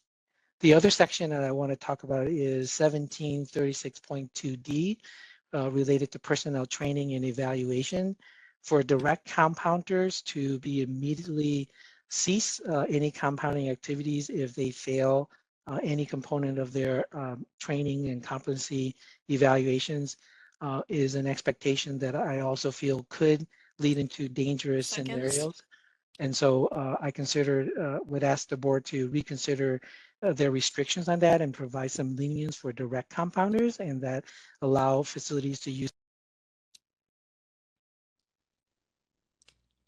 And this is the moderator. We do not have any further requests for comment. I have 2 users who were not able to unmute. I can check back with them if you'd like, Chair.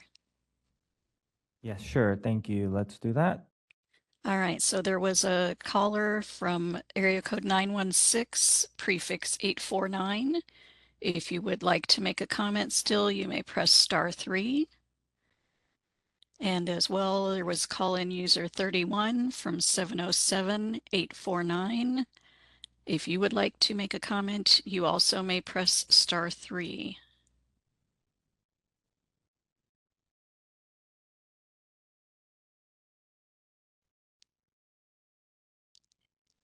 And I am not seeing any response from either of those, so that brings an end to the WebEx comments. Thank you. Thank you so much, moderator Ann. All right, we are at 10:38. We're going to take a quick 15-minute break. We have to take a break due to some labor laws. Take that very seriously. We're going to take a 15-minute break. We're going to come back at 10. Let's do 10:55 just to be clean. 10:55, 10:55, 10:55. See you later.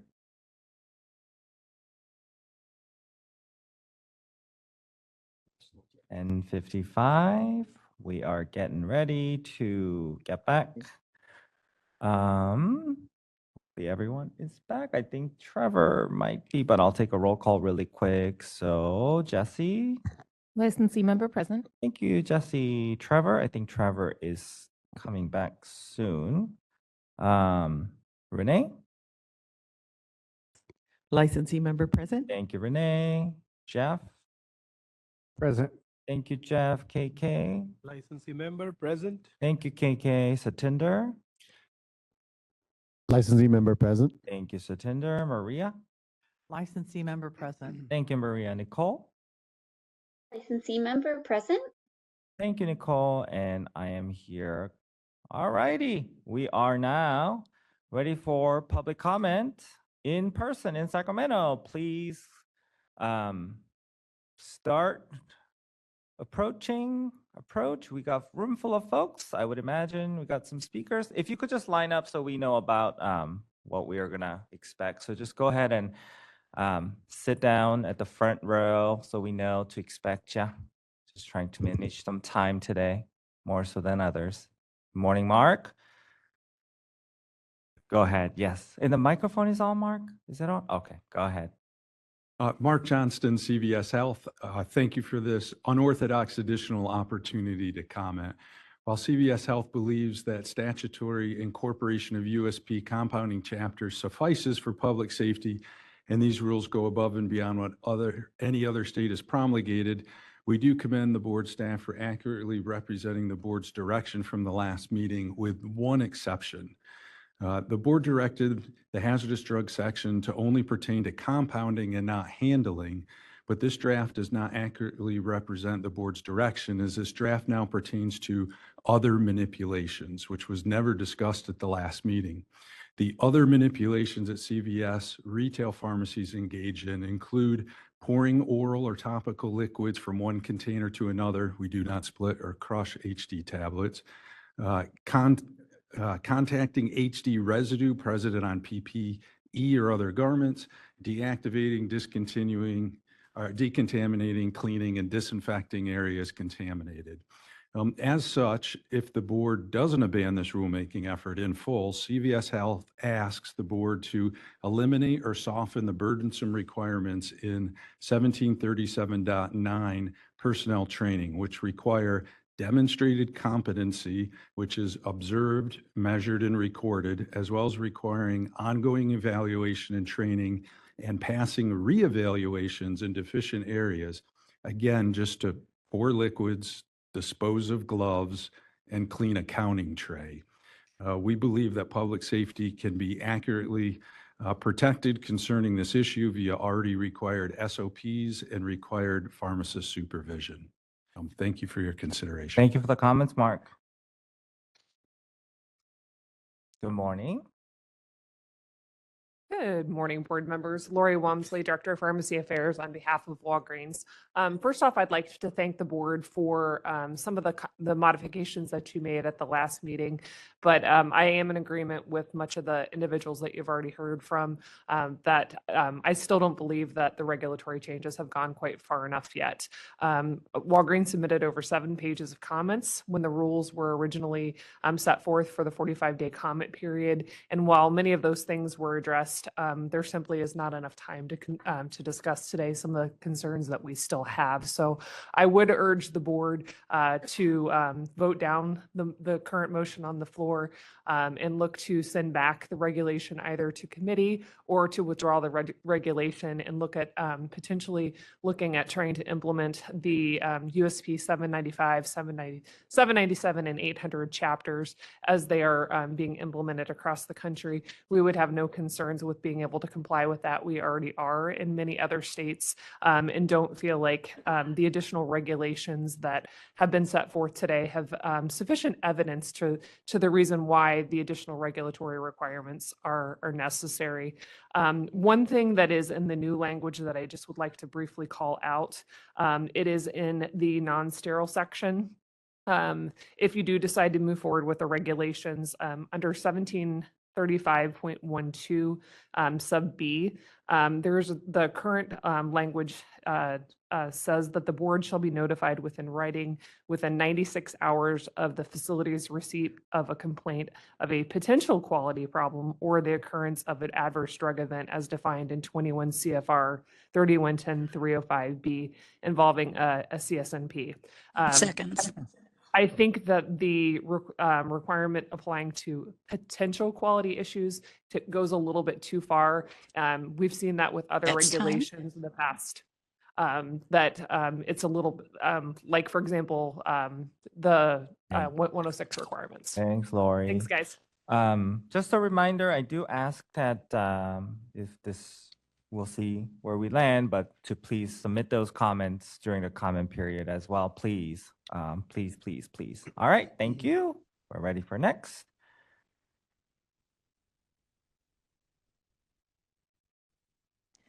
Good morning. I'm Dorothy Leland. I live in Davis, California. I'm president of LymeDisease.org, a national patient advocacy organization. LymeDisease.org informs patients about matters that directly affect them. We represent the Lyme community with health officials and lawmakers. And we conduct research through MyLyme Data, a patient registry with more than 18,000 participants. I can tell you that 2 of the compounds under consideration today, IV glutathione and vitamin B12 shots, are widely used by people with Lyme disease and other chronic illnesses. For many, these products become the tipping point to recovering their health. Restricting their access to such compounds could effectively keep them stuck in their sick beds, unable to get well. I have personal experience with this. About 20 years ago, my then 13-year-old daughter became seriously disabled by a mysterious condition. Unrelenting pain throughout her body made her unable to walk, sit up straight, or lie down flat. In addition, she experienced severe fatigue, brain fog, and allodynia. That meant some parts of her body were so hypersensitive that even a feather-light touch sent her screaming in agony. I could not hug my daughter for 3 years. It took us months to get her properly diagnosed with Lyme disease and several co-infections and to begin a complicated treatment protocol. 2 important components that helped her finally get better were IV glutathione and vitamin B12 shots. Please don't take these important tools away. I respectfully request that the board send this proposal back to committee. We hope you will adopt and not 10 exceed seconds. U.S. pharmacopoeia standards. Thank you. Thank you for the comments.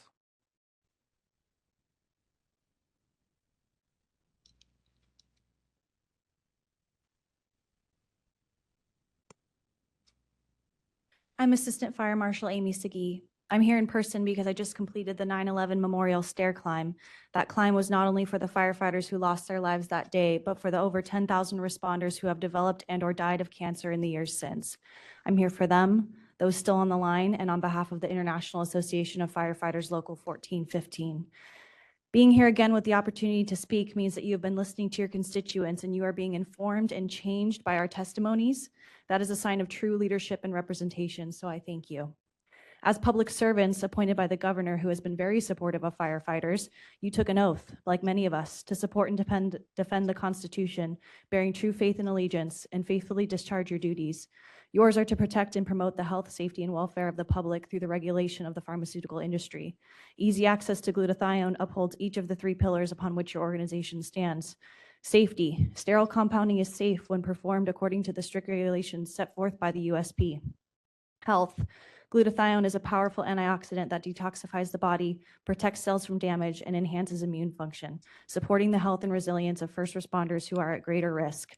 There is currently no substitute for compounded glutathione. Restricting access as proposed effectively takes this benefit away from us. Welfare. Sterile compounding allows us to receive high-quality targeted therapy to mitigate long-term health risks, such as cancer and respiratory issues. This directly supports our welfare and recovery. Our department believes in glutathione so strongly that our city funded department-wide treatments for its members.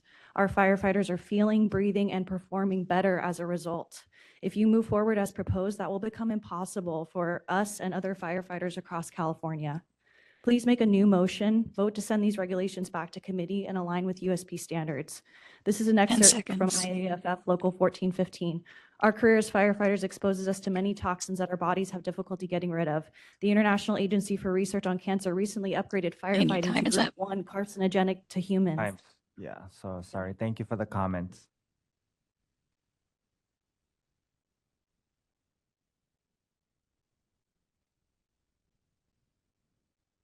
Good morning. My name is John, and I've been a public servant for more than 30 years. As a veteran who's faithfully served the United States Army Special Operations Command and in the California Military Department as a senior NCO, and served as a wildland firefighter and had a long career as a police officer throughout California, I've been exposed to countless carcinogens from fires, methamphetamine laboratories, and many other unknown threats for decades. I've dedicated my life to protecting our public, and because of that, I carry a bullet lodged in my back for the rest of my life. I have missing body parts, and I suffer internally because of my faithful service. I fight hard every day to stay as healthy as possible despite the risks and struggles that come with my service, and it's been a difficult uphill battle. But I've done my part and my due diligence in preserving my health. Glutathione is not just a supplement, it's a lifeline to preserve a basic human right, our health. The state has acknowledged our risk through presumptive injury laws, but now it must go further by providing presumptive treatments like glutathione that can protect us from our exposures. I know these regulations don't outright ban glutathione, but the reality is that no 503A pharmacy is going to dispense it, and we've lost nebulizing glutathione entirely. So how do we get it back? The only answer is simple. Please adopt USP national standards. If this is a monetary concern, I want to remind California of this. As first responders, each of us have signed a blank check made out to the state and to the people that we serve, risking our physical health and our safety for the well-being of our public. I've given so much of who I am, along with all of my brothers and sisters in the fire service and in all of the services, past, present, and future. And all I ask in return is that California honors its commitment by standing with us in our fight to stay healthy during or after a career of trauma. As first responders, we fight for the people of California, suppressing fire and evil alike. Now I need my state to fight for us. Please make the new motion as others have stated. Thank you. Thank you for the comments.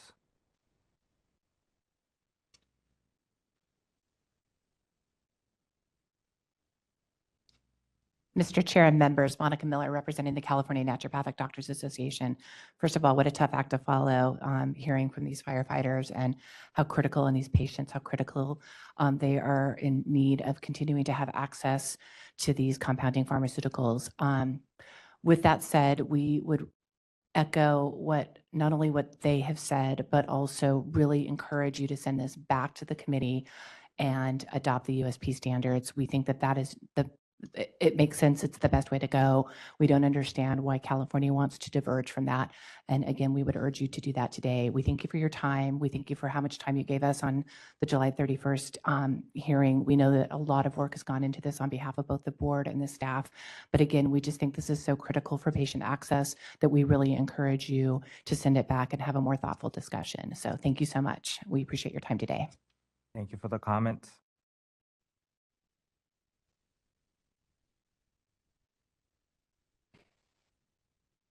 Thank you, Mr. Chair and members. My name is Don Chinsky. I'm here on behalf of the California Society of Dermatology and Dermatologic Surgery. Certainly appreciate the amount of time and effort and expertise that's gone into the work so far. We are going to ask you to hold off on adopting the motions here today for a couple of reasons. The first being rather a narrow and maybe somewhat specific reason for dermatology. As I've mentioned here before, our common routine buffering of lidocaine throughout the day. We don't know, frankly, where that fits within the regulations that are being proposed here. A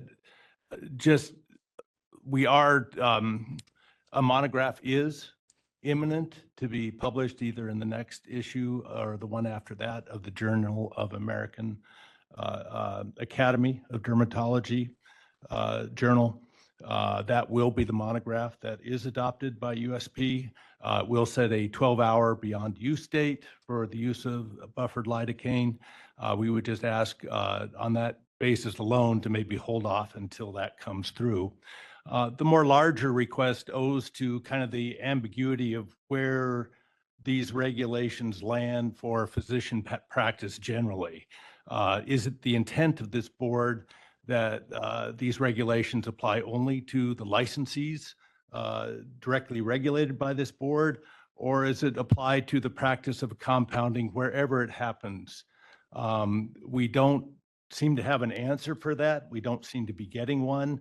As long as that remains vague or unanswered, we're going to ask that 10 seconds. that these regulations not be adopted. Thank you very much. Thank you for the comments.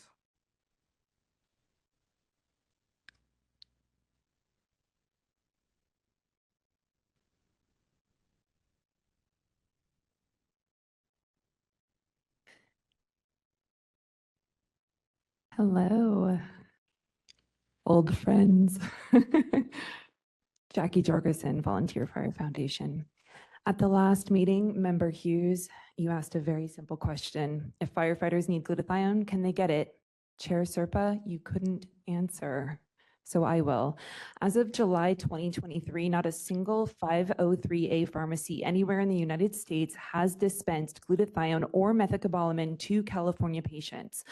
For now, we can still access bulk IV glutathione through a single 503B, but that's how tenuous our access is. I want to be clear, nebulized glutathione is gone. This critical treatment that our firefighters depend on, gone. The only way to access it is to go to a doctor's office and do a single dose at a time. Not even nebulized glutathione, which is preservative-free, but IV glutathione that has a preservative that can irritate their lung tissue. And you sit here and you say, you're clearing a path for access? Where? Show us. Where is the path? Here's why we lost access. Not because of existing regulation, but because pharmacists fear retaliation from the California State Board of Pharmacy. I will say that again. They fear retaliation. Your executive staff under Ms. Sodergren's leadership is fined, restricted, defamed, and wrongfully sued 8 different pharmacists in California and across state lines, and now no one will make this glutathione for us. There's a name for this. It's called underground promulgation of regulation, or shadow banning, and it's illegal. Chair Serpa, you can't sit here and tell us with a straight face that Category 1 substances are allowed when the reality is that pharmacists aren't making them, and unless you adopt US standards, they won't. And I think you know this. And why? What's it for? We keep asking, the best you can do is send an email the night before the meeting with a Q&A End of saying time. that you've deemed it's unsafe. Thank you for the comment.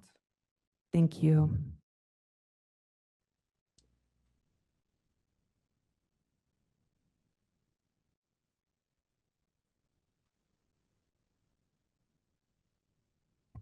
Hello, my name is Lucas Evanson, speaking on behalf of the California Medical Association. CMA asks that the board not adopt the proposed language without an amendment to include explicit language that clarifies that the regulations do not apply to physician compounding. The current regulatory language expressly states that the standards and restrictions of the regulations apply to activities occurring in a pharmacy by or under the supervision of pharmacists. Based on the board member comments made in various meetings on the subject and the initial statement of reasons, we believe that it is not the board's intent that the regulations apply to physician compounding. And yet, as you have heard at previous meetings, the proposed regulations are causing confusion about applicability in the physician community because they impose standards on compounding without specifying the type of licensee or setting of care. Ensuring clarity is critical because the language as currently written, if applied to physician offices, would impact direct patient care access. Please do not approve the proposal before you for further consideration without amendment. Thank you. Thank you for the comments.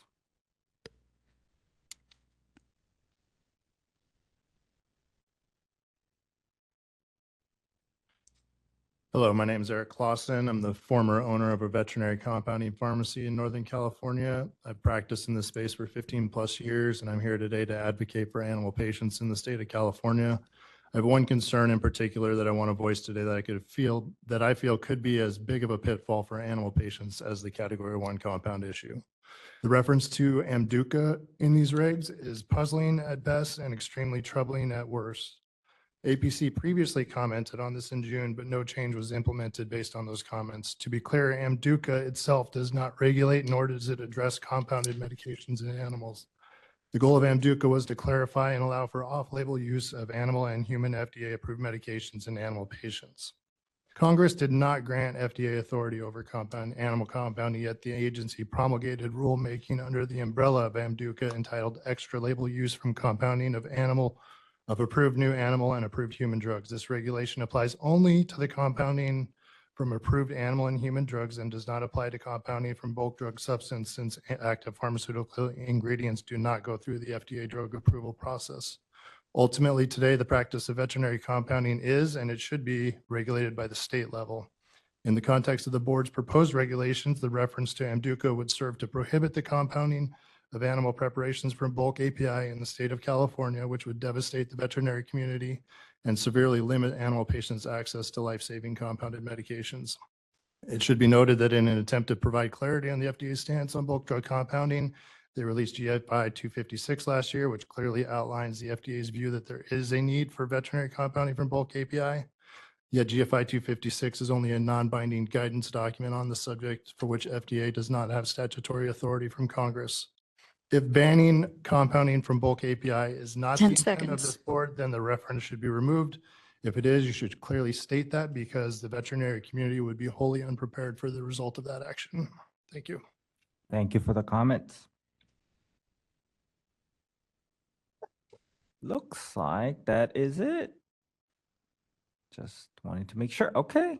All righty. I'm gonna send this back for a vote, but before we go for a vote, anyone have any comments?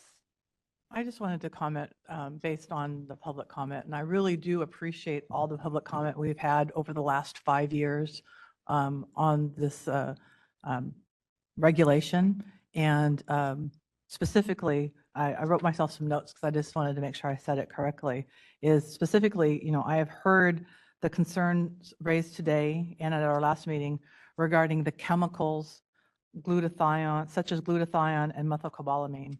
I truly believe we've come to find a way to move forward to minimize the barriers to receive treatments that are for these treatments that are not yet approved by the FDA. These products are not drugs. They're not approved by the FDA and they don't have a USP rating. They are chemicals that are still under evaluation by the FDA. We still need to assure that these chemicals are safe for the public. These chemicals can come from many different sources and suppliers. Not all are of the same quality. Some supplies do pose a safety hazard. This has been documented by both the FDA and several boards of pharmacy when they have reported serious patient injury from chemicals that contained contaminants and toxins.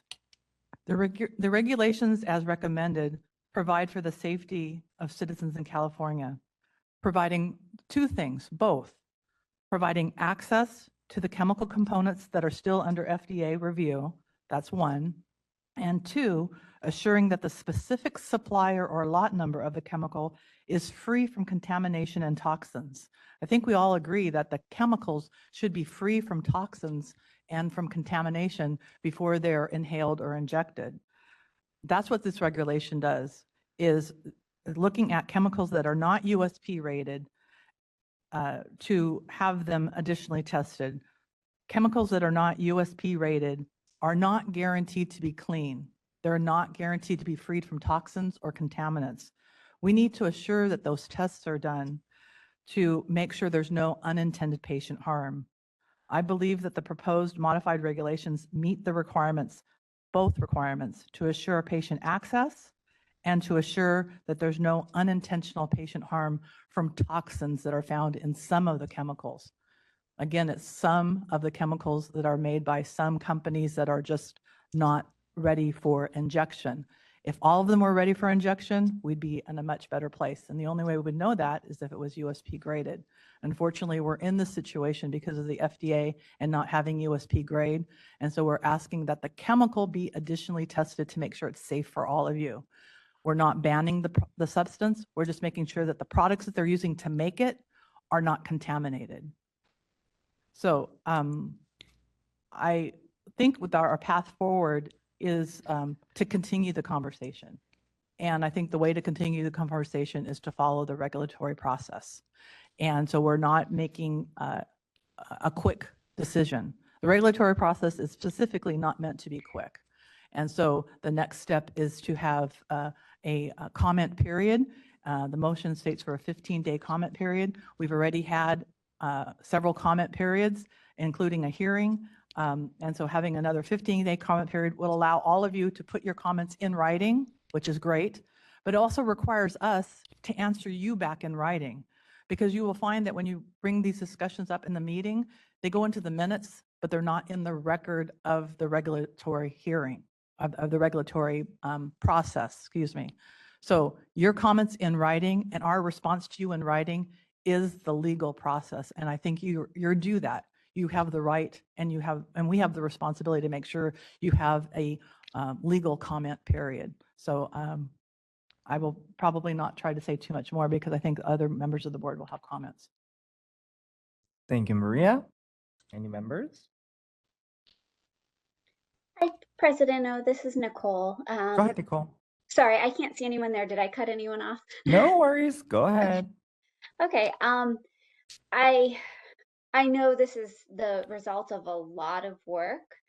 And I know why we started it, because we all heard about, you know, the meningitis outbreak that happened in Massachusetts from compounding. We've heard of these issues, and we want to protect people. But I think we're in a different place than when we started, because I think we started this work in 2019 before USP, and now USP is in effect. So for me, you know, this started before I was even a board member, and I know there's a lot of board members that are newer than I am. I do not compound. So even though I'm a pharmacist, let me just acknowledge my, you know, where I lack in knowledge. But I think I, at this point, lack the context of why we're trying to do something beyond USP. And I understand why we started it, because USP wasn't in effect yet. But now that we've surpassed USP, I'm lacking context as to why we're trying to do something different than USP. So I think that would be really helpful for me. I was really hoping the language we added around the bulk substances would solve the problem, but from the comments today, it does not sound like people think that that's the case. It would be really helpful to me in the comment period to understand a little more why that's the case. I'm thinking it's the pharmaceutical grade issue, but it would be really helpful for me in the comment period if people included why. And I do think a longer comment period, at least 30 days, would be helpful, because this is so complex. And, you know, Maria, I definitely appreciate your point about toxins and wanting to make sure things are safe. But everything in medicine is, as we know, is risk versus benefit. And when you've just, you know, been a firefighter and been exposed to tons of cancer causing chemicals, your risk tolerance is going to be a lot higher. When you have a chronic illness that leaves you bedbound and unable to, you know, do activities of daily living, when you can't feed yourself, you can't bathe yourself, you can't walk, your tolerance is a little higher. And I think there has to be a little bit of room for people to be able to make some of those choices based on their risk. It's maybe not something, it's like orphan drugs. It's not something we're going to offer to everyone, but there has to be space for people who have these conditions that have completely ruined their life. You know, someone with profoundly severe ME/CFS is essentially in a coma, but conscious. They can't speak, they can't move, they can't eat. You know, so like you have to treat certain things differently. That is not the same as like a perfectly healthy person. So I'm not meaning to complicate this, but I think we need more information on why.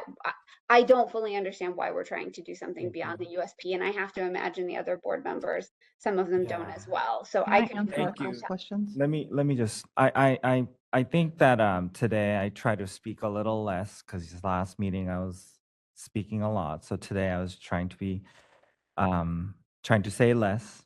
But just to address some of the things you mentioned, Nicole. So first, I think that today's action is so critical. And I just say it again, I think everybody knows, but I'll say it again. I take access to medications very, very seriously. But we also have to take into account the safety concerns very, very seriously, and we have to be mindful of. And so that's one. Two, this is a long history, and you said, Nicole, the 2019, but I think there is so many complexities. So one, California has always had higher standard, and we've maintained that standard before USP became effective for many years. And with the USP changes that took a long time to become finalized in November of 2023, we have two inconsistent regulations. That's USP and the California state regulations.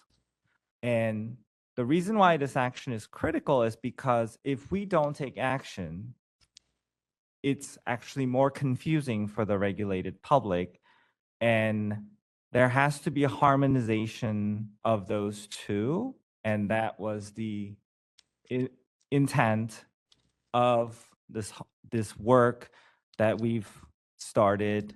Well, we've started long before, but initially really started in 2023. So it is necessary for us to take action. And it is important for us to make sure we feel confident, but I think the progress we've made is a step. Again, I think it's important for us also to remember this is a step to progress through the next stage, wherever that may be. And so I think it's the right thing to do because we are trying to balance many layers. And unfortunately, some of the information out there may not be accurate as what it is. So I think this is a step to the next step forward. Lastly, I do think there will, the 15-day, we have to be mindful of the timeline of how we can take action. So I wish it could be longer, but unfortunately, we have meeting dates set. Unless the board members want to come up here on a whim and have a meeting, we have to have strict timeline of how we need to take action. So 15-day is kind of unfortunately a limited time, but we will have further discussion. And lastly, last point, this is not the final step. This is not the final step. This is still a long road ahead of the steps we need to take to make this better. We are hopeful. I will support this today, but I know there are changes that I'm going to ask.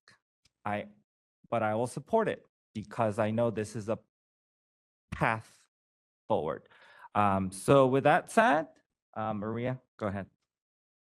I think that I could correct some of the misunderstandings about USP and the timeline and those things at a future time. I don't think that's germane to our discussion right now.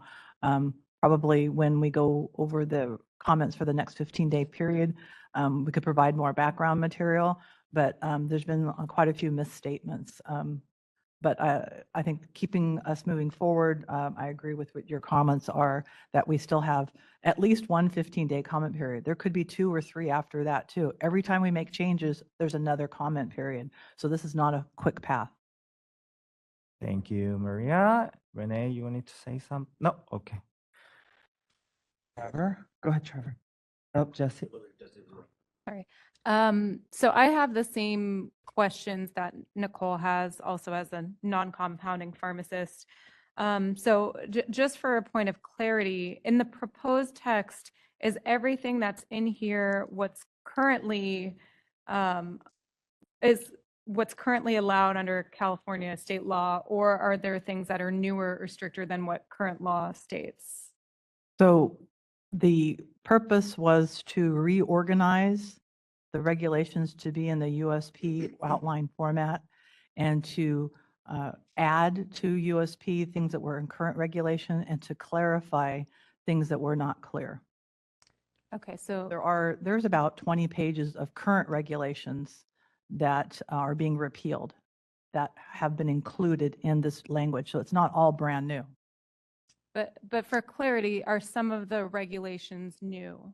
So specifically, our current regulations do not allow for the compounding of Category 1 substances. They do not allow it. This actually allows it, so it's gone much further. The other one that's gone much further is it allows for 24-hour use of compounding in a healthcare setting when there is a breakdown in equipment or equipment or facilities. that is currently not allowed. So there have been, and there's on and on, I can go on to about, you don't have, if you fail a material part of competency, but you're just supervising the area, you're allowed 30 days. There's so many enhancements that have been added in addition to clarifying the new things that USP have asked for. So there's been both. Yeah, I'd like to also add I know we got a lot of comments about immediate use, but I think that is really misguided comments. I just don't understand it because our current regulation clearly has very, very strict guardrails about immediate use. So I'm a little missing the mark on those.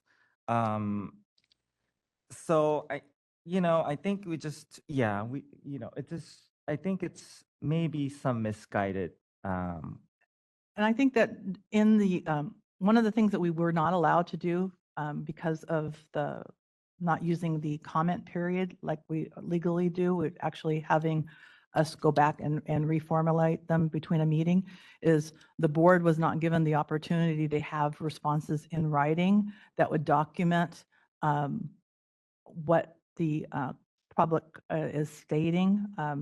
And because of that, we're not able to respond to the public comments that are mistakenly saying things, or there's a reason, or that's why the comment period is more important than just pushing the can down the road. We're not, you don't have the materials in front of you that say, this is what the commenter said, and this is the response. That's what the regulatory period is about, is having a response. and I will add the 1736.1 E under the compounding, and I think this is a huge, huge opportunity we're providing, because we're adding now a section where a product, when a compounding of 1736 is allowed on 797, when a manufacturer product cannot be obtained from the manufacturer or wholesaler, and the documentation is maintained. So I think there are a lot of areas where we're being very flexible. So I think this is a progress. Can be better, for sure. That's why the comments are necessary. Please provide comments. As I said multiple times throughout the meeting, please provide comments. I'm so sorry for 15 days, but we also have to make things work in terms of practicality. So it can't just be 90 days. It has to have a time limit, and we have to set deadlines to make things process through the regulatory process. Anyway, go ahead, Bessie.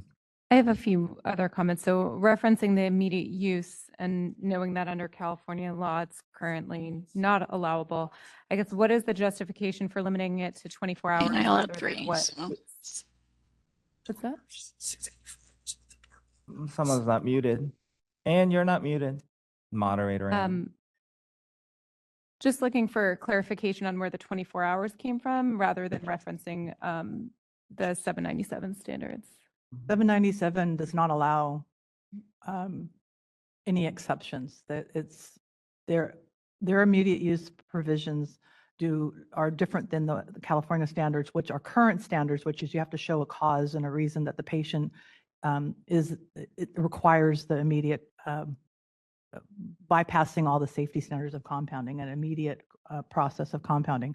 The 24 hours was a bridge, because every organization that does compounding is supposed to have backup procedures and processes in place.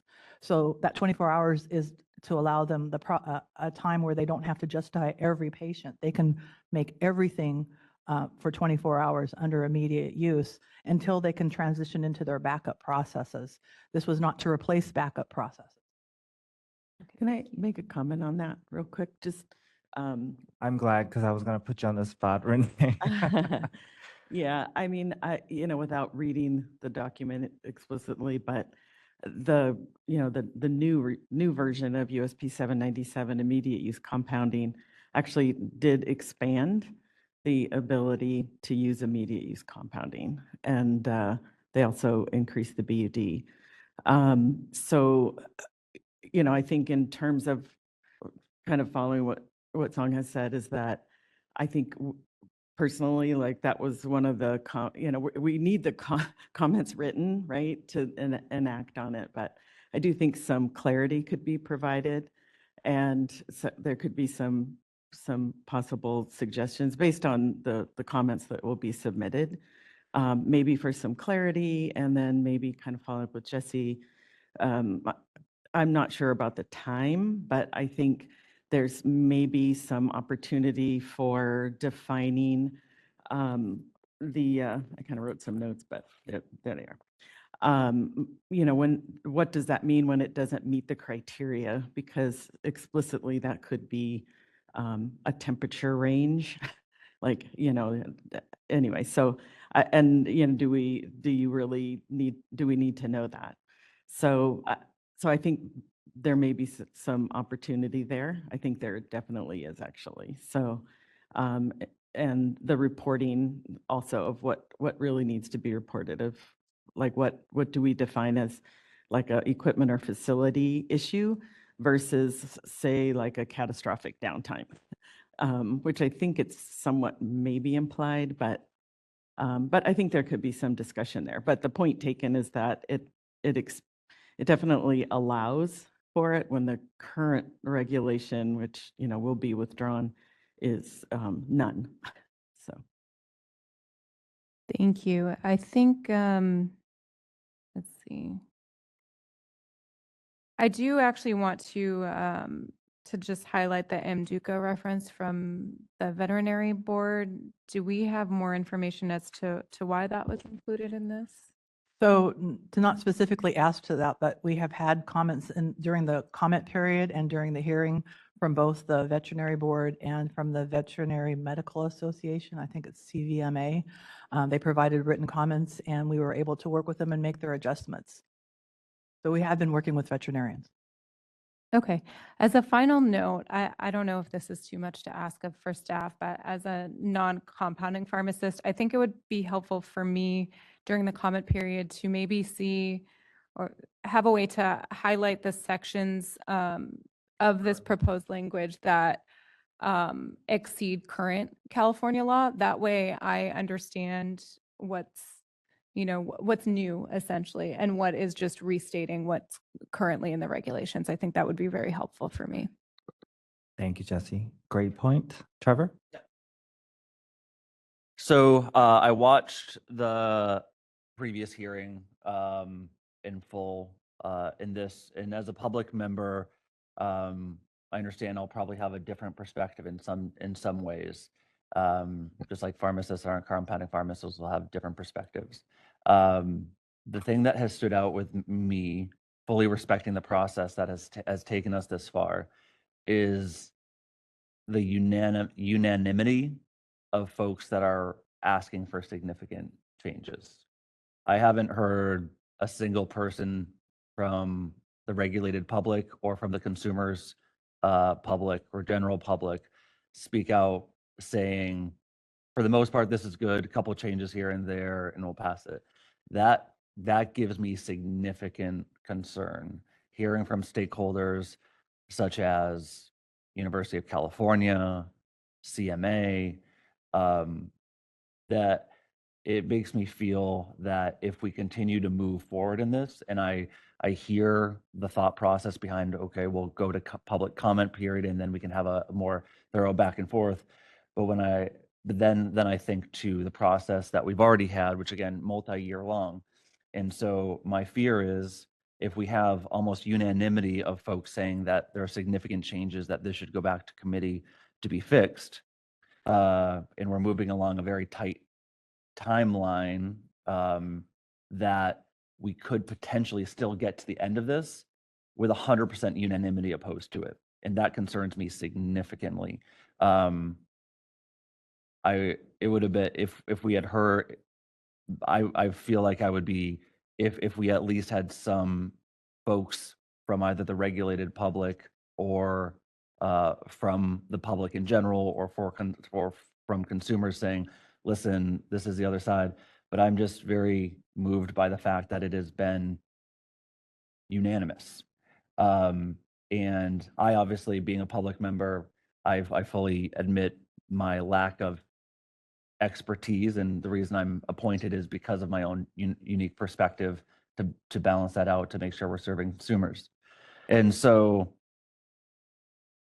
I don't believe that if we go through a process in which the communities that we serve, both the regulated public and the consumers first and foremost, are unanimous in their opposition, that we are fulfilling our obligation of serving the public.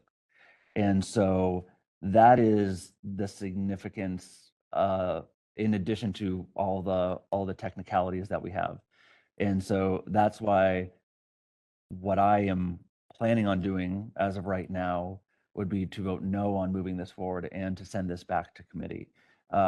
Because my greatest fear is we say all the right things, that we're going to have the comment period, we'll do the back and forth, but in that back and forth, nothing actually changes that addresses the unanimous concerns that we've heard. And we get to the end of this process as a body, still with unanimous opposition from the public on this. And so that's where I'm at now. I think more work needs to be done to address the concerns that have been raised consistently and unanimously, before we can go to final rulemaking on this. So that's where I'm at. I'd just like to clarify thank you for the the word comment. unanimous. I think that's what could be heard by those that have spoken, is your perception of what's spoken during this meeting and at our last meeting. I'm not sure if you listened to the 8 hours of hearing or if you read the 120 pages of comments. There were other comments that were addressed and changed, and others that were pleased with their changes being addressed. So I just want to be very careful that it's significant, but I don't think it's unanimous. Thank you. Thank you, Maria. Okay, Jeff? Yeah, I'm a public member as well. And so it's always a challenge for me to come up to speed and make sure that I'm speaking for who I represent, and that's the public. And even though that this is the Board of Pharmacy, and with a policy change that's like this, I can't imagine a lot of folks coming up and saying, hey, great job, more rules, that nobody does that. So we're kind of stuck with that fear of change, which is common in anything. Change is difficult. I struggle with supporting anything, even with the intent of it being safer for the public, if there's not a true need that restricts, the use of these elements. I lost my father to cancer. I currently have a best friend who I was on the job with, lives down the street from me. He's dying of cancer right now. I have an autistic son. My sister's got Lyme disease. And so on and so on. These elements can help those folks. And I understand that these regulations were drawn to create a clear path for doing these safely and efficiently, but it's going to restrict, it's going to make it harder for people to get these. And in regards to the timeline, I think we owe it to the public to do the right thing, to ensure that we're getting all the public comments and we can make the changes and do whatever it takes to get it right before, to get it right and not before it's ready. Getting it right is what we should be focused on, not let's make sure we get it done by this time. If I have to come up here again, I'll come up here again, because we want to ensure that as a public safety member, or I was a public safety member, but I'm here to advocate for the public. I just want to ensure that it's right and that we're not restricting or making it more difficult. So just a couple things. Does USP 797, would that cover, that's what folks are kind of following right now or in the past. Would that suffice in moving forward for, I guess, sterile compounding? Public member, like I said, I might not be speaking your language, but like I'm trying to figure this What out. has been explained to me, and the way I understand it, is USP does not speak to what you use to compound. That's the FDA. USP just speaks to how you compound. So the FDA is the one that determines what are chemicals, what are drugs, and what's safe. So, yeah. The challenge for me is I just don't want to cornhole the public into only sticking with, how do you say, pharmaceuticals, right? Although this is the Board of Pharmacy, I get it, right? But I just want to give a path forward or ensure that there's a path forward for folks that don't necessarily want to go Western medicine way. Am I making sense on that one? I don't know if there's a good way for us to, are we dabbling? It's not in our lane, perhaps. But that's something that I care about because sometimes not doing the Western medical way is very helpful for people to have other options. It was already suggested to increase public comment period. I just want to make sure that we're doing it right. You had mentioned the need for proper sterility, make sure items are appropriate and sterile. Is that not covered by the FDA or USP? So my comment was about not that they're sterile, but that they're not contaminated or not contain toxins. And that's because these products are on the Category 1 list. That means they have not been fully developed with a USP monograph that tells people how to make it. So companies are making it different ways, international companies, national companies, different quality components. And, sometimes chemicals come from foreign companies that contain lead, mercury, and those kinds of contaminants. We want to make sure that those are not used and only the safe ones. So I'm not saying that everything is contaminated. There are good manufacturers of chemicals of glutathione and methylcobalamin. We just want to make sure that the pharmacies use the good chemicals. And the only way they can do that is by determining that they're good and not using the ones that are not good. So the current regulations don't address that? That's because it's in the FDA's hands and it's not complete yet. It's still under evaluation. So there are no guidelines. How long is that going to take? It takes, hopefully they get as much testimony as we are, because we are kind of hamstrung because the FDA has not moved forward. Interesting. So please write your congressman, go to the FDA, because I think that we would be much happier, all of us, to have federal decisions instead of this limbo that they've left us in. I'm not supposed to say that. I guess that's the end of my comments. Like I said, I still have real big reservations with this. Like I said, I don't assume a lot of people are going to come up and say, hey, thanks for more rules. We're just not going to get that kind of feedback from a policy change because everyone hates change. And that's what this is. And I understand that this was supposed to be a path forward, but access is a real thing. And I struggle with limiting access to the general public that needs this. So I just be careful about the word limiting, because the way it's been explained to me again, and my understanding is our current regulations and USP does not provide for access.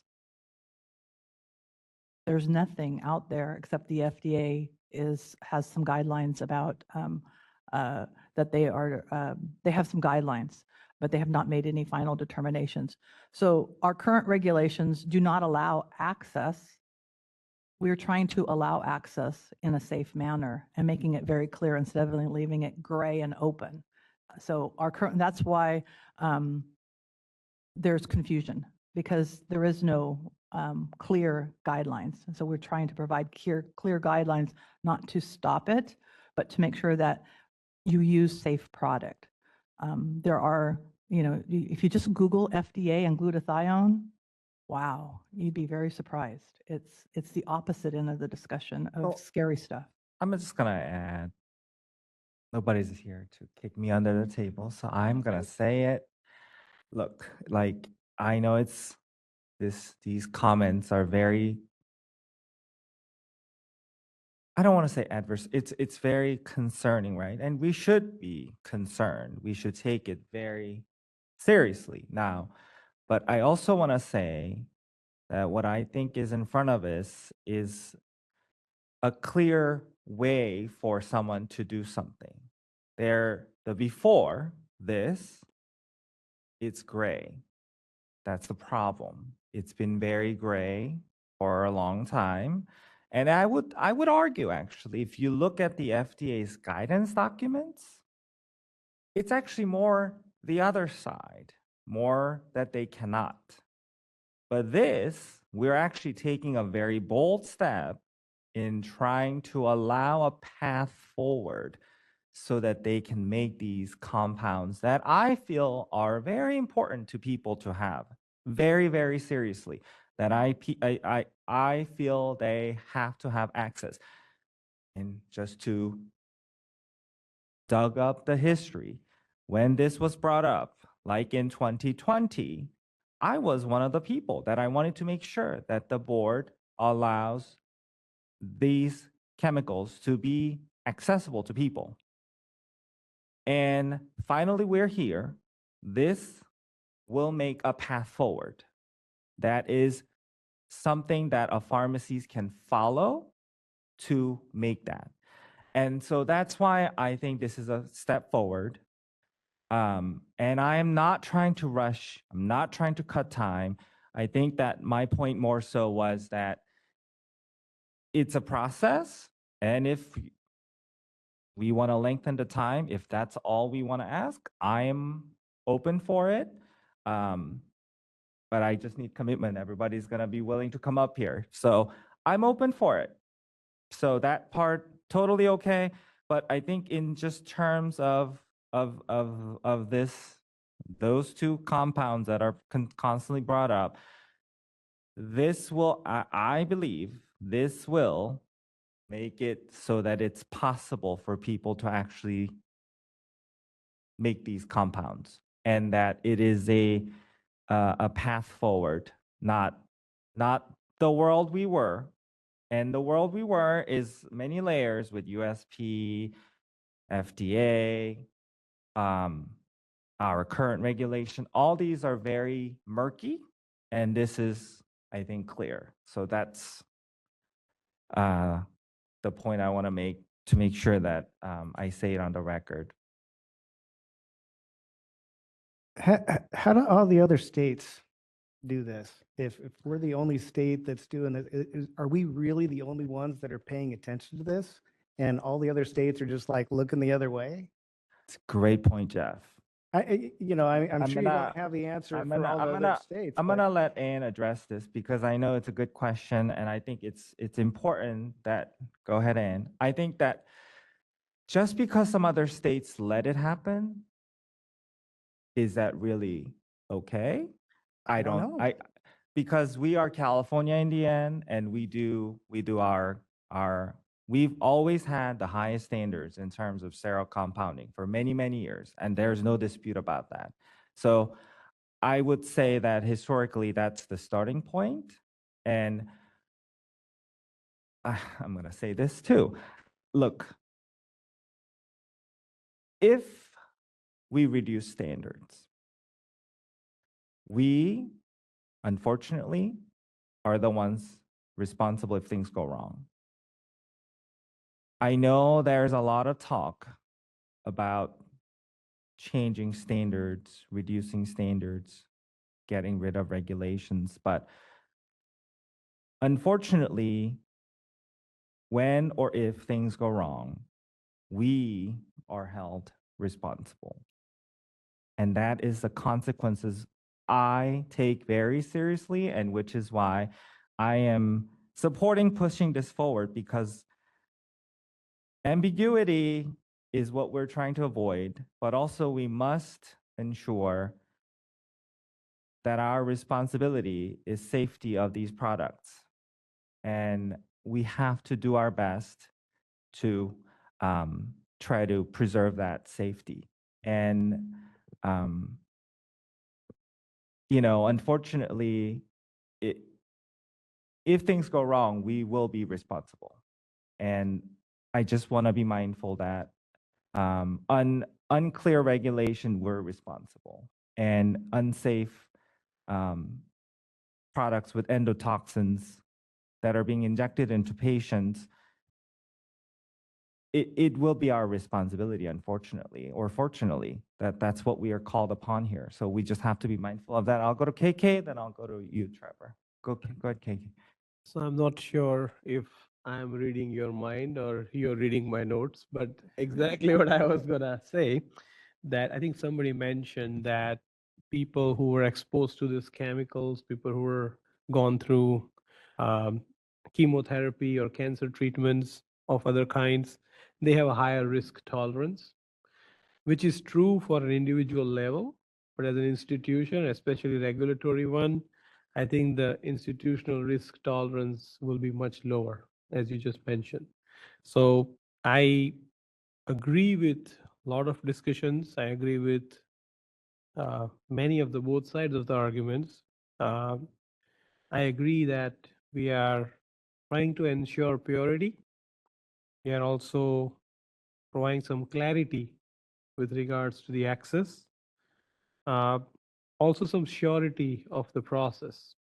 And with DSCSA and whatnot, it may lead towards standardized process or pharmaceutical grade process where excipients will be a known entity and in the known quantity.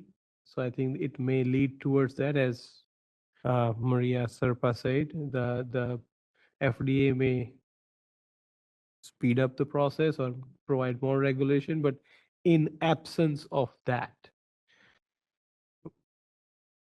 multiple sources providing these ingredients with unknown quantity and quality of excipients available in trace amount to be used in a compounded product for a patient who already has a higher than normal amount of toxic exposure. It really will be a good idea to provide some clarity of not only ingredient, but also the process. So I think in those regards, I definitely support that.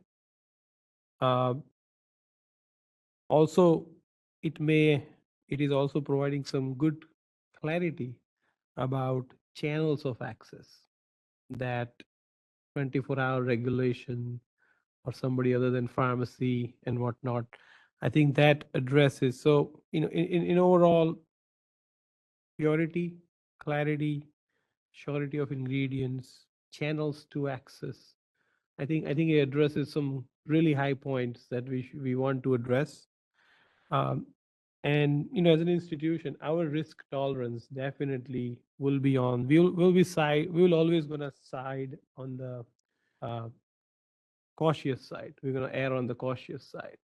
So I'm okay with all of that. However, I still believe that there's a great number of concerns voiced by members of public and also some very reputed institutions. So I understand the time frame and the pressures that we may have to getting this through. But if we can do something about that further comment period or further enhance it, that will be great. I would definitely like to have, and again, if I have missed it, I apologize. The angle of DSCSA, that ingredient purity and where they're coming from, or what excipients we may have concern about. I'm not sure if there is any demonstrated harm. Again, we don't have to wait till the demonstrated harm is there to us to regulate something. But if there is one, do we have any investigative report that says the trace amount of cyanide, for example, methylcobalamin, can accumulate in tissues? So is there a demonstrated harm from any particular product on a long range or a short range? So those kind of data either is coming or be available for us from a scientific community or a researcher or some other institute. That'll be helpful. So if we're gonna get the duplication of the comments that we have received, then it may not be a fertile use of time. But if we extend that 15 days to, let's say, 30 days, and if we get some solid scientific data about the quantitative and qualitative research that has happened with regards to safety, then that time, extra time given will be worthwhile and also can enhance the discussion that we have about this is the reason why process needs enhancement. This is what the trace elements can do, or purity or non-purity can do, and then we can have a much better regulation that we're trying to provide. I think it's going towards a very good direction. It really addresses a lot of things regard to purity and clarity and surety of process, and I really appreciate that. But if we can enhance, or we can give a little bit of more time, and in return from scientific community, if we can get more details on what research and data they may have, besides from the comments that we have, I think we have plenty of comments to understand the concerns from patients out there and general public and firefighters and all that. But if we give or consider giving some more time, in return, if we can get more scientific data, I think it'll be my opinion. Thank you. Thank you, KK. Trevor? Just to inform some more of my perspective on the feedback in the process. I mean, recently we had the licensing committee meeting on the robust standard of care, right? And to the point that no one comes to a meeting to cheer new regulations, which I totally get. In this case, it was true. We had people coming to this committee saying, okay, there's some things we don't like. Let's try and fix those little things. Overall, we're very happy with this. We had some folks that said, like, we had some folks in the pharmacist labor community that said, no, we don't like this. But all in all, the committee voted to move forward on it because the work that was done, the feedback that was incorporated, the need for more pieces here and there. And so that is part of what informs my perspective of needing to find, given this, the feedback that we're getting, that we need to treat more seriously and comprehensively the concerns that have been raised, because I hear the need to make things clearer and make things strict, or not stricter, but go from the gray to the more black and white. But what we're hearing I have not heard testimony from folks saying that, okay, overall we're on the right track. We just need to do, well, there's a couple things here and there. We're hearing a lot of this is going to completely deny or this or that, and whether or not people perceive that as being misinformed or whatnot, we have respected, established medical institutions, statewide institutions that are telling us that this is the case. And so again, that's what informs my perspective. I'm more than happy to make decisions based on a robust conversation, even if not everyone agrees. And I did that during the licensing committee hearing when we had the vote to move the robust, the care conversation forward. Even though there wasn't unanimity on that everything was perfect in it, I was willing to vote to move it forward because I felt overall it was in the general right direction. Regulated public and the public at large had testified that it was moving in the right direction, and we were able to get it there. That's what raises my concerns about this case in particular is I'm not hearing that. And I think that's an important piece of the puzzle because as an institution, we rely on the both the faith and the belief of the public in our work, and that it's done well and done right and through the right process, and that concerns are heard, even if we don't fully agree with them in the end. And so I just think it's important to note is that we do have examples in the past of regulations being, in some cases in that meeting, celebrated as a great step forward, even while there are concerns. And that's what causes me significant concerns with the feedback we're hearing from this process. Thank you for the comments, Trevor. Okay, before I call for vote, one last, anyone? Jesse? Yeah, I'll just add a final note. I completely empathize with every single person who testified, and I want to thank everyone who came out today to testify for us. Back in 2021, I think, November 2021, I was diagnosed with chronic urticaria, which is chronic hives. And I spent a year and a half with full body hives. I would have angioedema, so swelling of my mouth and face on and off for a year and a half. I was pumped with high dose steroids, 4 times the normal dose of antihistamines daily, and had to go in person to my doctor's office to get injections, and nothing worked. And so I do want to just state that I completely understand when Western medicine fails. And when you're at the point of desperation, you will try literally anything you can to get better. So I want to emphasize that. I do think that the language here could create a path forward. But I do echo KK's comment that I hope at the next meeting we do get some more information about the standards that exist. And like I said previously, highlighting the newer standards in the language that aren't currently consistent with California law. And then the one thing that I forgot to note earlier is that there were a few comments about delaying the implementation. I do think that this is going to be a significant undertaking for institutions to come up to speed with. And so I would be amenable to having a delayed implementation for this. Thank you, Jesse. Just to add to the One, add to the record, there are 2 areas that have potential impact on institutions, and they have delayed implementation. That's written into the regulation. So, go ahead, and you were going to say something. Satinder, go ahead. yeah, I was going to say that I wanted to, first of all, thank both of you for putting all that extra work. And reading through all the comments, this is probably the most engaged I've seen in terms of my short period of time. Number of comments I had to read. We do need to take in consideration, and Trevor articulated very well. There was a lot of comments we heard, and we need to continue engaging with this till we feel that it's, either we make the point of understanding where there's a misunderstandings, some sort of a document, and also continue to engage to change things. Delay implementation is good. I loved KK's comment when he stated, like we can get more information to maybe on the clarity. We definitely don't want to be giving a green light to compounds that haven't been tested for, contaminations. So that's all I'll say.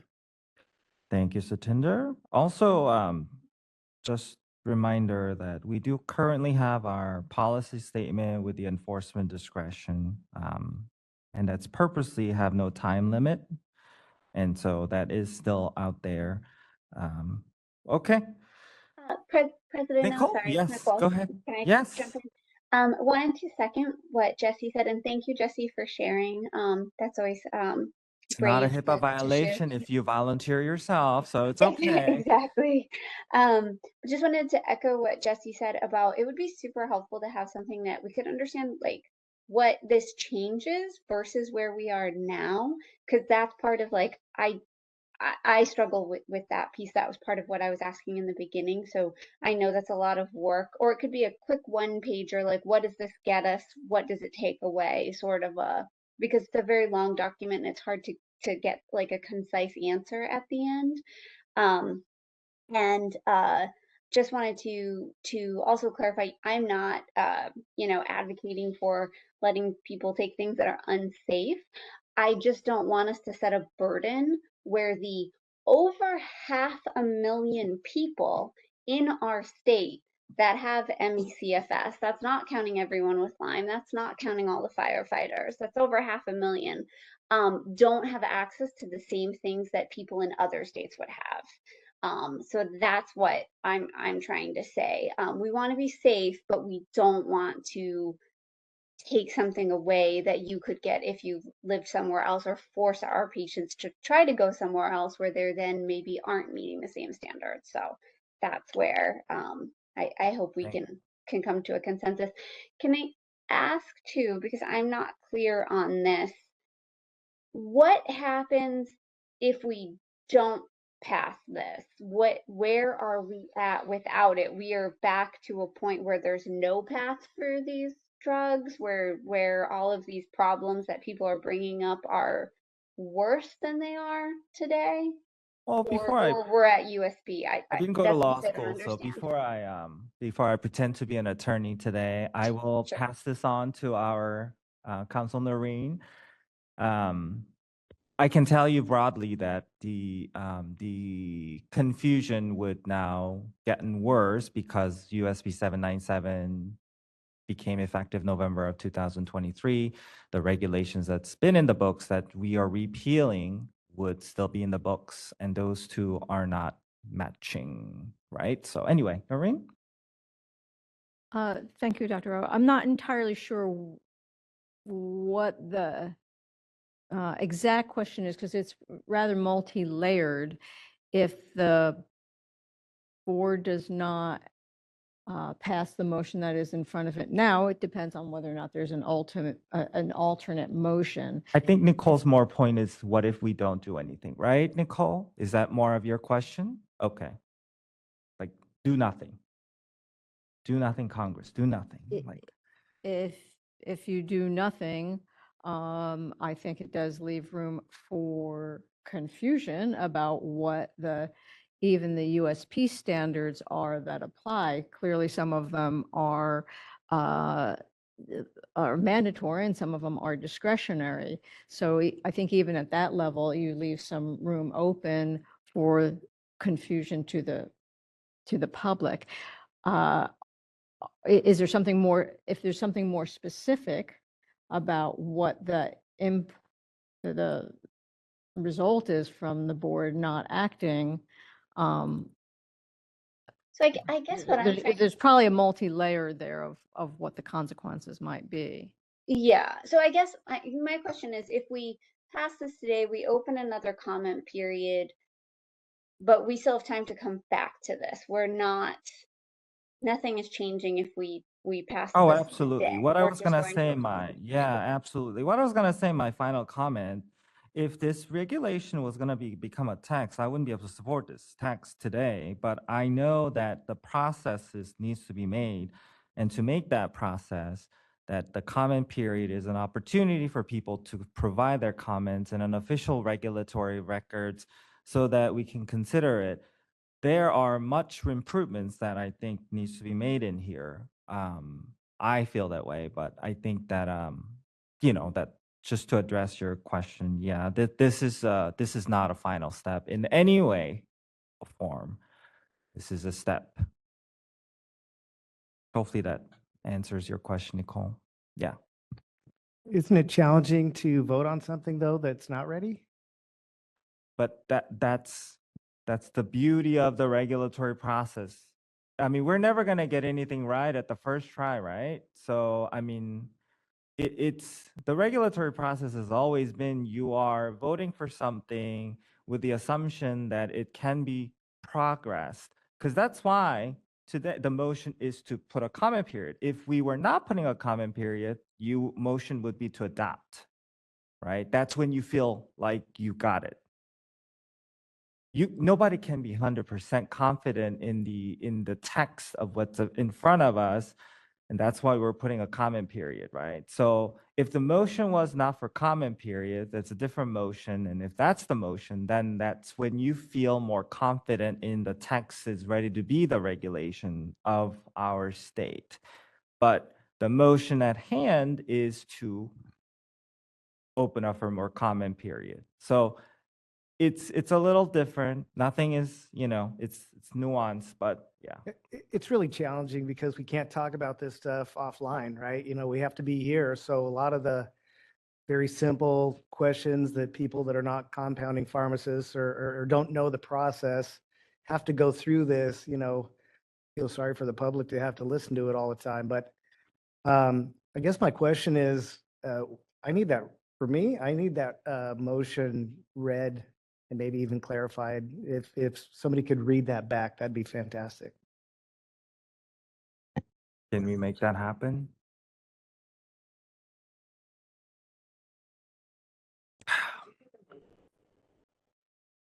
It's the most complex motion I've seen. Yeah, and just a reminder that there was that modification Oh, there to it is. clarify the repealing of it.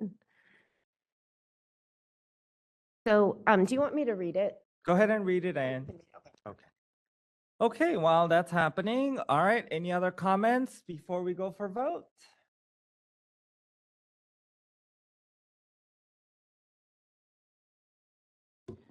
This is Renee. Okay, Um, I'm gonna, I go do ahead. feel that seems like I didn't do a count, but a majority discussion has been to lengthen the comment period. And I know that we have set dates, but I just wanted to like get a feel for, well, let's, like what are the consequences other than just a different meeting date for the 30 days. I really appreciated a lot of what KK said about being able to have, I guess, time to have like responses, but I think the So response if- period isn't the comment period, so. If that's the only reason you're leaning the other way, then I would please like to listen because, but I think we need to go for a vote, then let's see where we land. I have a follow-up question, though. If it was a 30-day instead, would we still be able to just review this at the November meeting, or no? We would We would not. still need a, No, we okay. would not. All right. We are ready for vote.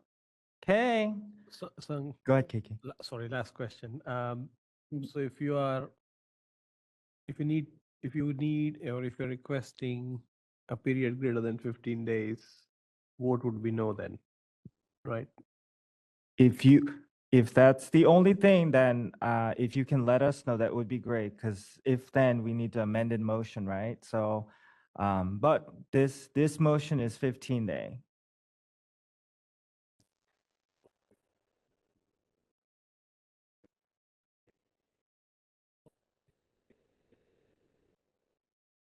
The green light is on. No, I was hoping that we can get more scientific data 15 to 30, okay. rather than 15 days, because Okay. I think general public comments will be repetitive at this point. We have had multiple rounds of comments, so I prefer more scientific data and probably give 30 days for that. Okay, we're gonna Well, be here for Christmas. I have a We're question, gonna have though, fun. because the comment period doesn't mean that the board staff cannot put together, KK? The comment period is for public to comment and for staff to respond. They still have as much time as it takes to the next meeting to put together additional information as requested by the board. That has nothing to do with the comment period. So example is, 15-day comment period, it'll probably take them 4 to 6 weeks to respond. That gives the staff 2 months to put together the scientific information. That has nothing to do with the comment period. The comment period is for people to send in their comments, not for the staff to get the responses together and to get the materials together. So do we seek information suo moto? We go and look for data in chemical journals or stuff like that, or is it only because of somebody's comment? So I think it's a combination, and I think that I'm not trying to, I'm just going to like try to answer questions. I'm not trying to sway anything. I think, KK, you were maybe in your comments when you were saying the 30 days. I don't want to speak for you, but I think what I was hearing was you were asking for the commenters to provide scientific data, as opposed to, I think maybe other people were thinking that board staff would be doing and searching for the scientific data. I don't know that I have that correct, but I think that that's maybe where there's a bit of a distinction. So I think what Maria is suggesting, again, I'm not trying to sway, I'm just trying to state what I think I'm hearing, is Maria is suggesting that give everybody the 15 days and have staff go and try to do the scientific research, whereas your approach is having the commenters provide the scientific data. So I think that that's maybe Correct. where I was hearing things a little bit different. You're correct on my part. I am asking universities and research institutes and anybody else who wants to comment to present proper scientific paper with regards to excipients, their purity, and if at all, if there is a demonstrated harm or not. Sounds good. Okay. Noreen? Thank you, Oh, Dr. O. Just a couple comments on the public comment period, which might help the board members decide. The law requires a minimum of 15 days for modified text, in part because the initial public comment period is 45 days. So the legislature has determined that, at least for modified text, 15 days minimum is sufficient. Doesn't mean you couldn't go more, but the legislature has decided that 15 days is sufficient. In addition, as has been said, there could be additional 15-day public comment periods for additional modified text. So there is that ability to continue to work on the language. I also want to point out that when the notice goes out for modified text, it will invite public comment as to the modified text, not as to the original text. So text that has not been modified, the board will not be inviting comments, and the board does not really have to review comments. So you're not starting at square one. The public is not starting at square one. So hopefully a 15-day public comment period would be sufficient. As I said, that the legislature has determined that's the minimum. It couldn't go more, but there might be reasons why 15 days in this particular case are sufficient, if that helps the board. Okay, thank you, Noreen. All right. Think we're ready for, are we ready for vote? We're gonna vote. I just Okay. have a question. For number 2, approve the recommended updated modified regulation text. There was a couple options there. I forget which one was stated. That's why. Yeah, it was as directed by the board, and the board had identified those non-sub changes. They were non-substantive changes that the board had directed. Okay. Jesse? Yes. Thank you. Trevor? No. Thank you. Renee? Yes. Yes. Thank you. Indira is not here. Jeff? No. Thank you, Jeff. KK? No. Thank you. Satinder? No. Thank you. Maria? Yes. Thank you, Nicole. No. Thank you. All right. The motion fails. I will vote no. All right. So where we are is this motion has failed. Are you, anyone willing to try to change the comment period if that's what will change your mind? Or is there something more substantial? So I kind of need to know from our no's. I move that this be sent back to committee. Thank you, Trevor. Any second for that motion? I think process-wise, I don't know if that's possible, but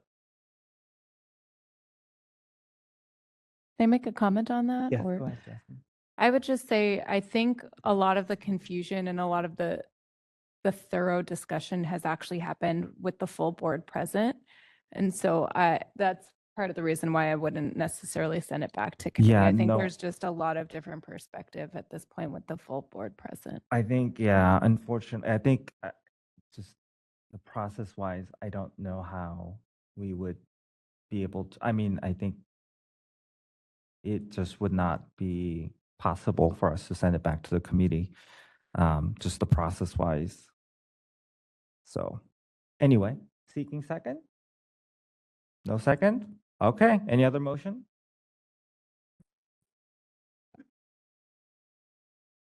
I don't want to take Renee's thunder, but the same motion with a 30-day comment period. Okay, with that, any second? I can second that. Okay, KK second, all right. So here we are. It's 12:25. I do respectfully ask our public commenters, I will start with WebEx again. This is just for the 15-day to 30-day. So we do respectfully ask that if you could please keep your comments to that, and also just to not repeat yourself. If you do repeat, I will respectfully just ask you to wrap up the comments, as we are really in a little bit of a time crunch. So with that, moderator, we are ready for public comment. Thank you. We've opened up the hand raise and Q&A features of WebEx to facilitate public comment. If you'd like to make a comment, you can look for the hand icon and click that to raise your hand. The alternative would be to look for the question mark icon and type the word comment into the text box and click send. And our call-in users may press *3 on their phone to raise their hand. And again, we will have a 2-minute time limit with a 10-second warning, and we ask people to speak only once on this second comment period. We do have a request for comment from John Gray. John, I'll send you a request to unmute your microphone. You're unmuted. Yes, thank you very much. Good afternoon. This is John Gray, registered pharmacist with Kaiser Permanente. Just on the question of a 15-day versus 30-day comment period, certainly we agree with board members who have expressed that more time is likely better than less time to give commenters the opportunity to assemble new information to share with the board. We also think that we also appreciate board member Hughes' observation that moving forward a regulation that is so clearly problematic to so much of the regulated public and consumers that are impacted by the regulation also doesn't seem like a particularly rational approach. Therefore, we would urge the board to vote down the 30-day comment period motion and make a new motion to simply repeal Articles 4.5 and Article 7 of the of Title 16 of the California Code of Regulations, which would then by default lead to a place where pharmacies are simply required to comply with the USP compounding chapter as required by statute. Thanks very much for the opportunity to comment.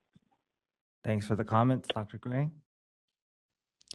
And our next request for comment is from Matthew. Matthew, I will send you a request to unmute your microphone.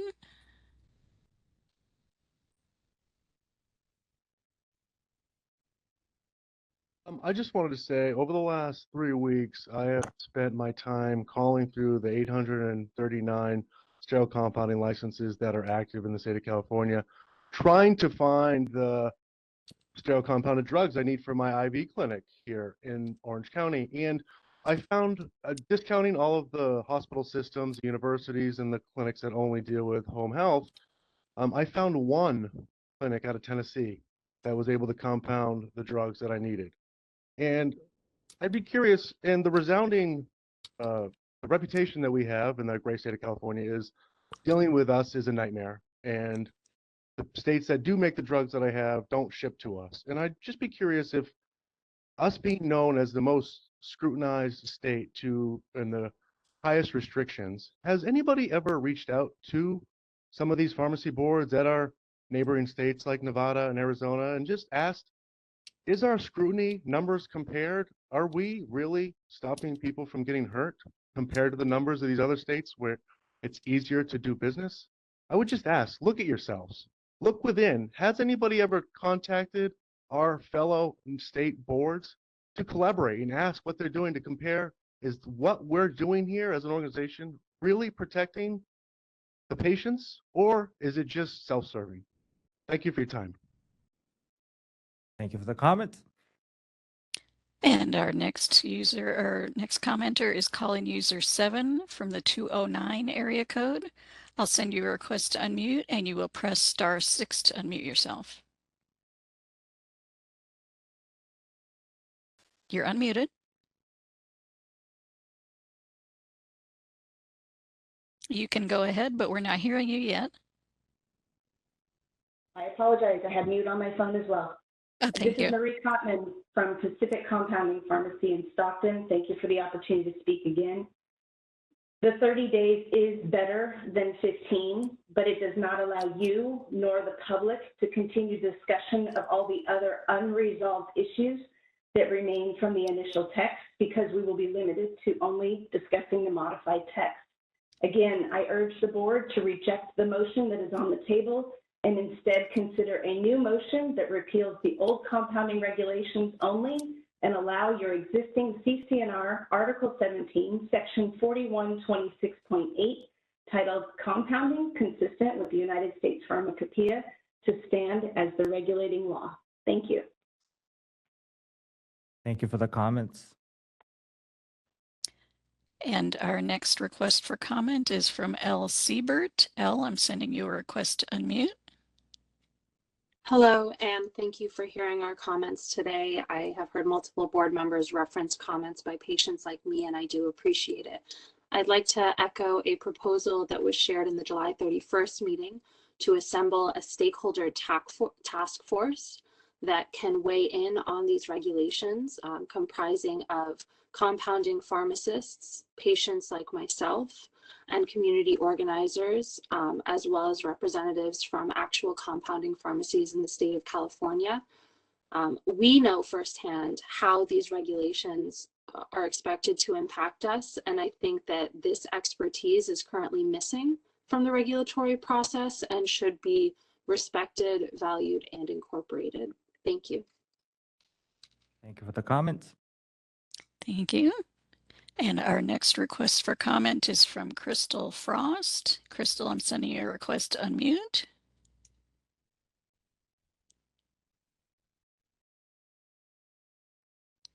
And you're unmuted. Okay. Okay. First of all, hi everyone, it's Crystal Frost here. You heard me speak earlier. I first want to comment on some earlier implications that people around the country, like other pharmacies around the country who don't abide by California standards, are somehow being injected with endotoxins. That is just simply wrong. I would appreciate if you guys would not mislead the public and other board members into believing that scientifically backed pharmacopoeia standards that other people abide by do not already ensure and guarantee extensive endotoxin testing and otherwise. So also, I want to comment, pushing this forward does a disservice to all the public commenters who are clearly broadly opposed. I know you guys have worked really hard on this and you're using that as the argument, like we need to find a way to move this forward.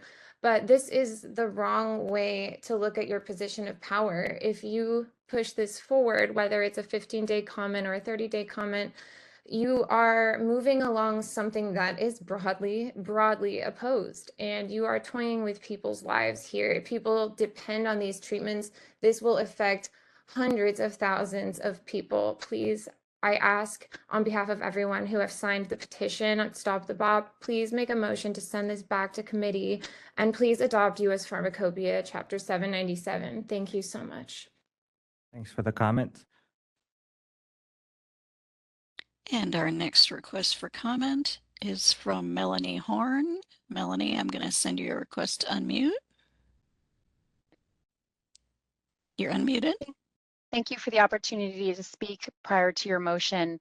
One of the concerns that I'd like to raise is the motion does, again, allow the text that is modified to proceed forward. So any unresolved issues, as Dr. Gray and Dr. Cotman have pointed out, those unresolved issues persist. So this is a path forward, but it's a path forward that doesn't get us where we need to be in order to make the adjustments for the California public. Access to something you're hearing, restrictions that are far beyond USP, even responses to the dialogue that we've listened to do not become addressed within a longer public comment period. They only continue to perpetuate language that we don't yet have clear presentation to the full board of what the true impact is to us as both the compounders, the pharmacists, as well as the regulated public who are speaking out now and asking for you to take that into consideration. I also mimic what has been said by Dr. Cotterman and Dr. Gray, that if you're looking for an immediate clarification, then vote to repeal 4.5 in Article 7. Let USP stand as it is right now for the regulated public based on the document that you have shared for compounders to comply with the USP chapters without adding additional burden that has unidentified effects to this board and its and the full board members who the questions are not being answered clearly to them of what the actual impacts are. You hear what people are saying, but you don't know the clear path forward. I ask the board to kindly please create a path forward that we can work better to resolve these unresolved issues and not proceed by approving text that still needs work, whatever that pathway may be. Thank you for your time. Thank you for the comments. I do just respectfully ask all the commenters to keep your comments just to the 15-day to 30-day change. We do hear you. If you spoke before, we hear you. So please, I just respectfully ask. Thank you. Go ahead. Our next commenter is, let's see, is Tennille Davis. Tennille, I'm going to send you a request to unmute. You're unmuted. Thank you. Can you hear me? Yes. Hi, this is Tennille Davis from the Alliance for Pharmacy Compounding, and thank you for the opportunity to comment. I agree with the previous commenters who agree that 30 days is better than a 15-day comment period. However, it'd be my recommendation to reject this motion and send it back to committee. That was an option at the last meeting at the end of July. I'm not sure why it wouldn't be still an option. Sending this back to committee would allow board members to have more opportunity to learn and understand how these proposed regulations would cost pharmacies. A stability study costs a pharmacy $30,000 per formulation, depending on the API. Even though the pharmacies would legally be allowed to compound with these Category 1 substances, it would be cost prohibitive the way the rules are currently drafted. Thank you. Thank you for the comments. And our next request for comment is from Keith Yoshizuka. Keith, I'll send you a request to unmute.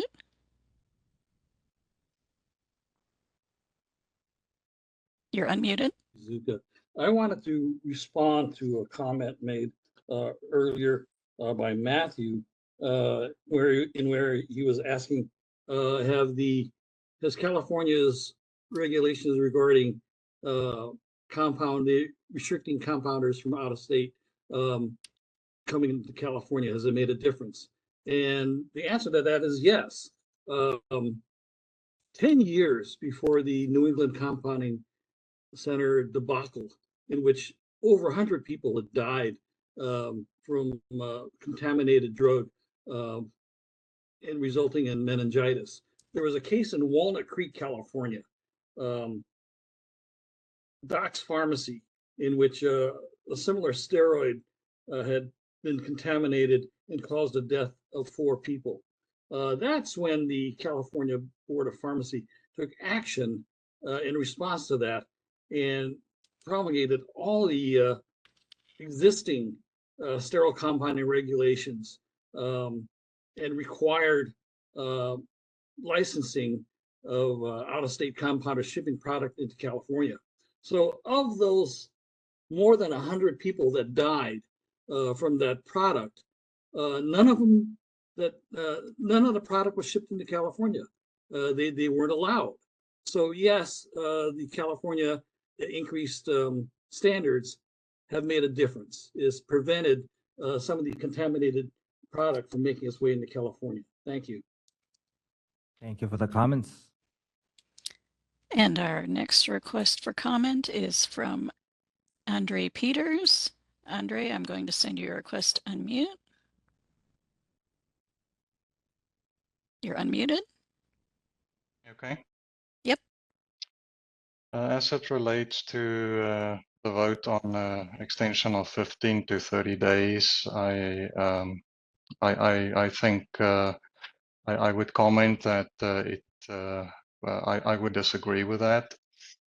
And the reason is that it's been stated during the board conversation in the past hour that it would allow the conversation to move forward. However, I want to point out that on the OAL's website that reference the Administrative Procedures Act, it specifies that additional comments going forward in a 15-day period shall only be limited to the changes made after that is going to be on the table for the 15-day period. So it is highly inappropriate for everybody to acknowledge that there are existing issues that needs to be resolved, and yet only by law we would be allowed to only comment on the changes made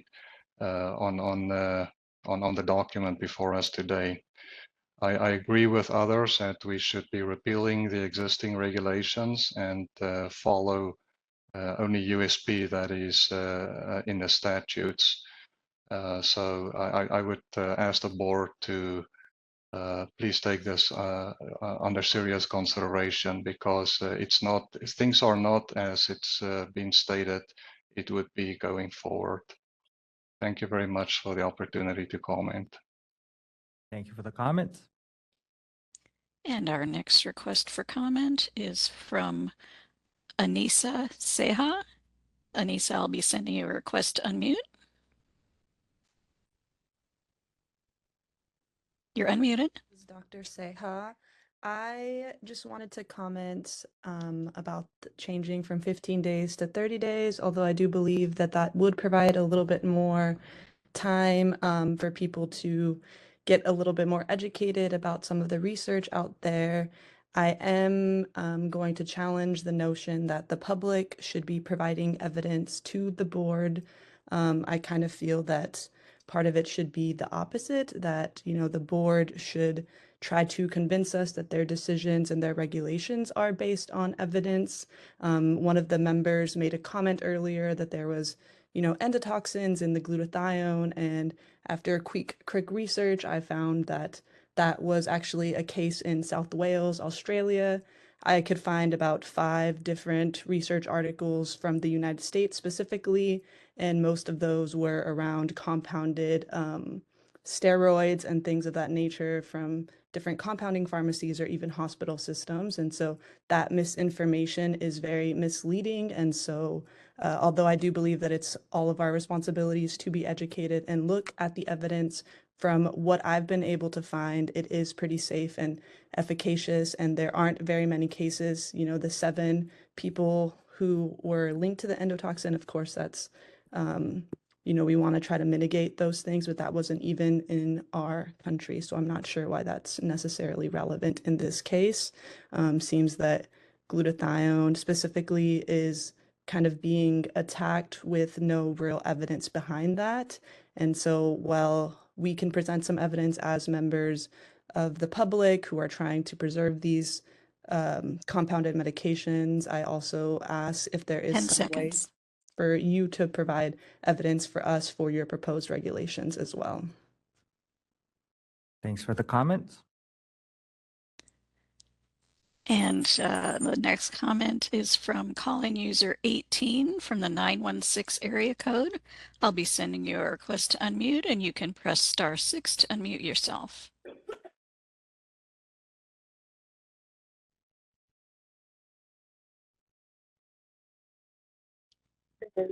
Good afternoon. Can you hear me? Yes.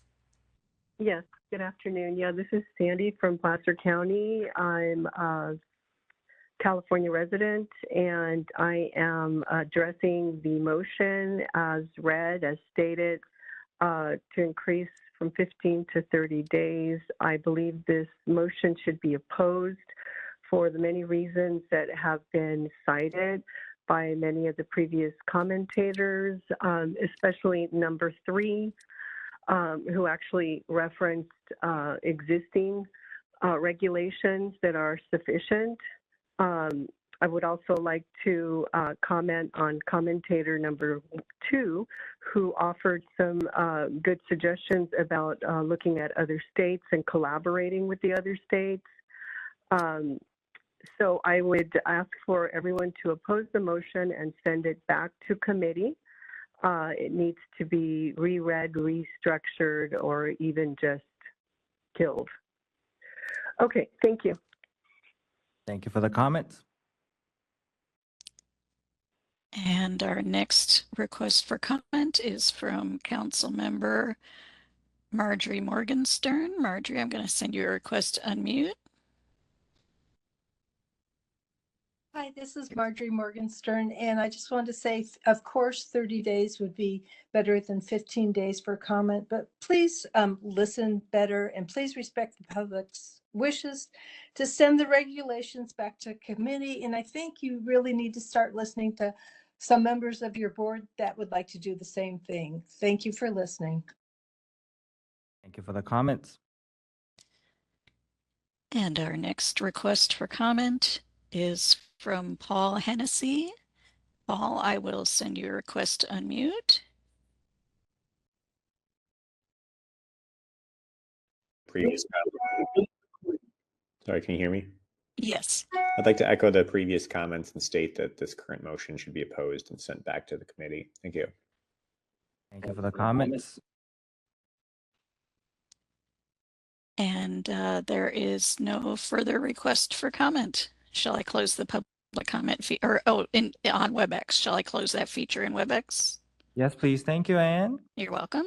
All right, we're ready for public comment in person. Again, we respectfully ask just about the 15-day to 30-day comment period, as that's the changed motion. Hi, Thank Lori. you, Lori Wamsley, Director of Pharmacy Affairs on behalf of Walgreens.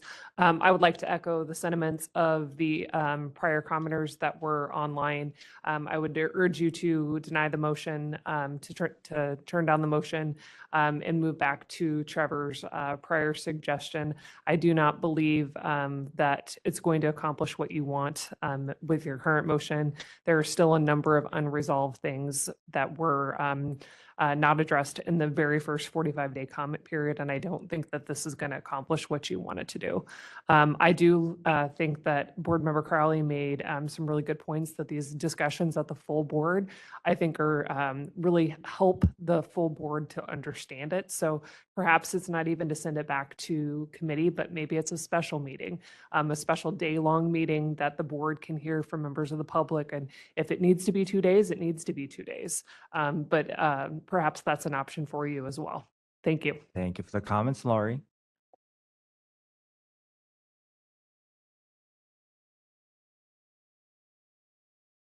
Thank you, sir.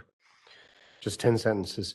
Regarding the 15 to 30-day change, given the many comments related to health and safety concerns, I would like to highlight the current national standard of safety with the compounds in question and the stark contrast that California is creating with this regulation.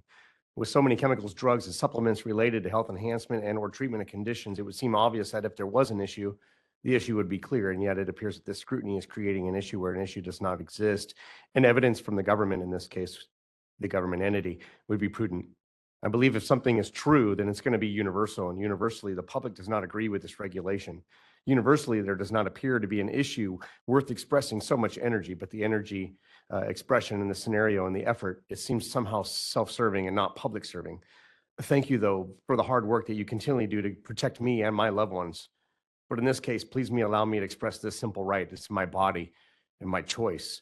And if I need to be protected in this situation, please educate me through labeling and allow me to make my own informed decision, not be forced to lose a treatment option, but allow us, the people, time to prove that the compounds discussed today are far safer than existing and widely used substances throughout this state, often used as vices, not for treatments.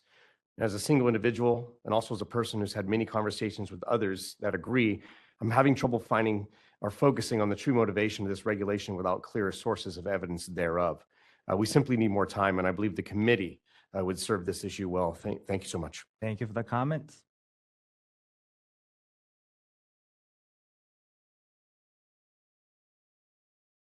Thank you for your time.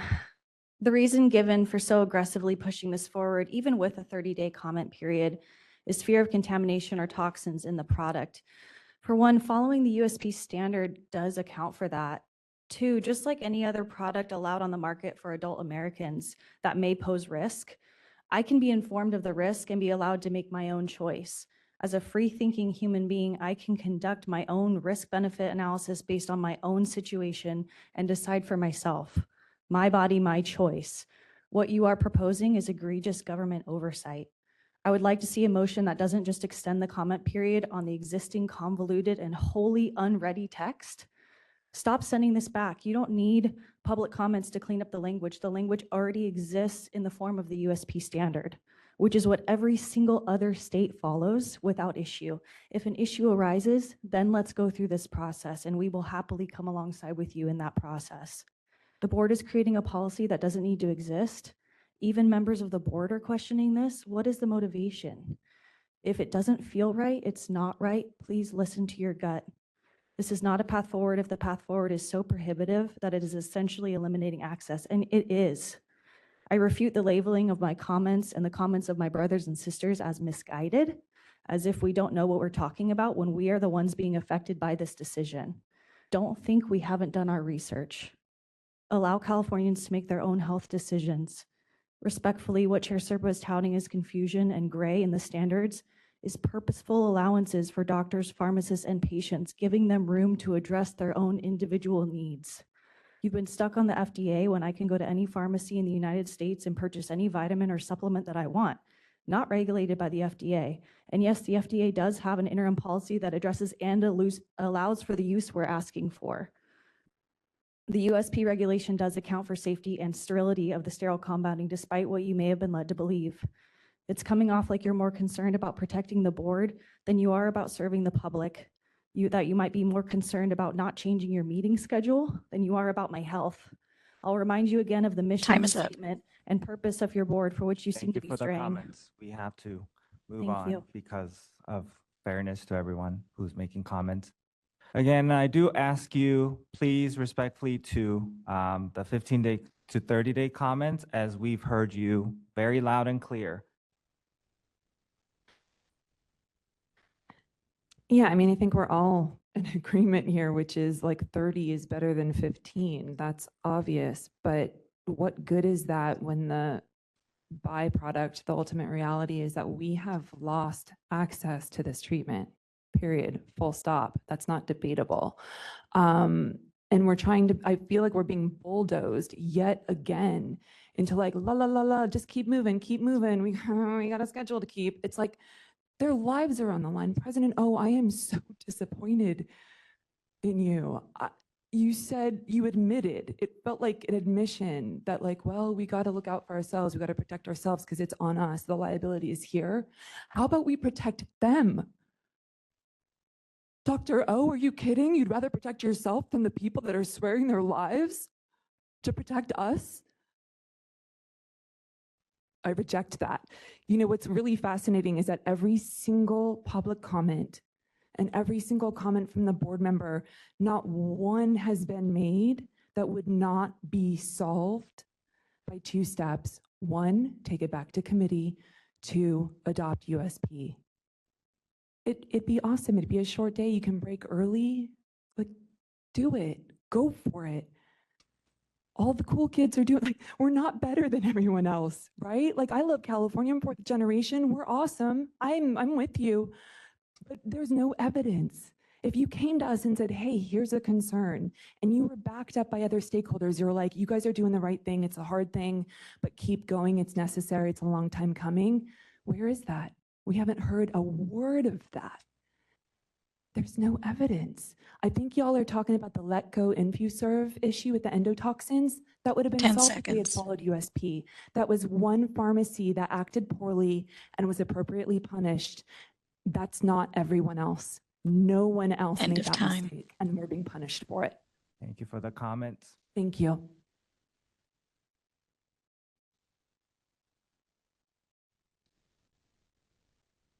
Eric Clausen, compounding pharmacist, support the 30-day. I would further support the recommendations made by Dr. Gray and Dr. Kottman, though, to abandon this and adopt USP wholly. Thank you. Thank you for the comments.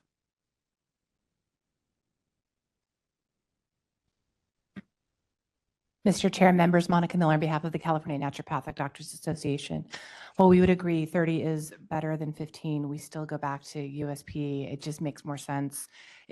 We don't understand why you're trying to push these additional regulations, and would also support Board Member Chandler's recommendation or motion, excuse me, to take it back, or more specifically, have an additional meeting, take a couple of days where this is the only thing you focus on.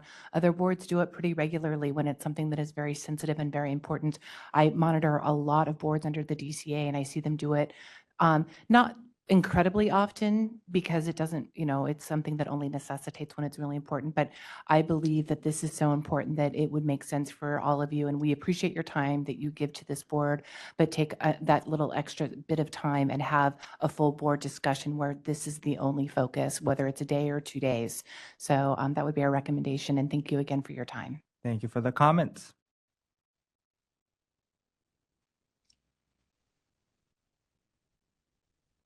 I'm a California pharmacist. I'm in the compounding business. What I'm trying to understand is that when 49 other states is following USP, we're enforcing the new law. Other state pharmacy, thousands of them are licensed in California as out-of-state pharmacy. How are we going to regulate? I think I appreciate what you guys are doing because I think that it's very important that there's a clarity and there is a path forward. But there should be a discussion on how to enforce this in out-of-state pharmacy because it's going to penalize us as a local pharmacist, and we're going to compete with the pharmacy that are following USP 797, and it's going to put us at disadvantage in the cost and all that. So there has to be enforcement to the other state pharmacy as well. Are you going to re-register them because they're following their own state regulations? We're following our regulation. So I'm trying to understand if we can incorporate that how are you going to enforce it? Thank you. Thank you for the comments. All right, seeing no others, members, opportunity to speak. Go ahead, Jesse. So I have a couple of comments. The first one is one that came up before, which is that California pharmacies have stopped compounding nebulized glutathione. I don't know any information about that personally, but I'm just wondering if we're considering that those comments are true and that pharmacies are afraid to compound with these ingredients. My question becomes how does the new language impact the enforcement in that area? I don't know if this is a question for council, but. I'm not quite sure that I can totally answer because we're in we're in a reg development process. Okay. So that will really depend on what the final language is, what the board's action is in terms of it. Okay. I just mean in terms of right now our language does not mention it at all, so it's not allowable under our regulations, if I'm understanding correctly. Is that correct? Under California state? Yeah, I would probably defer to council on that.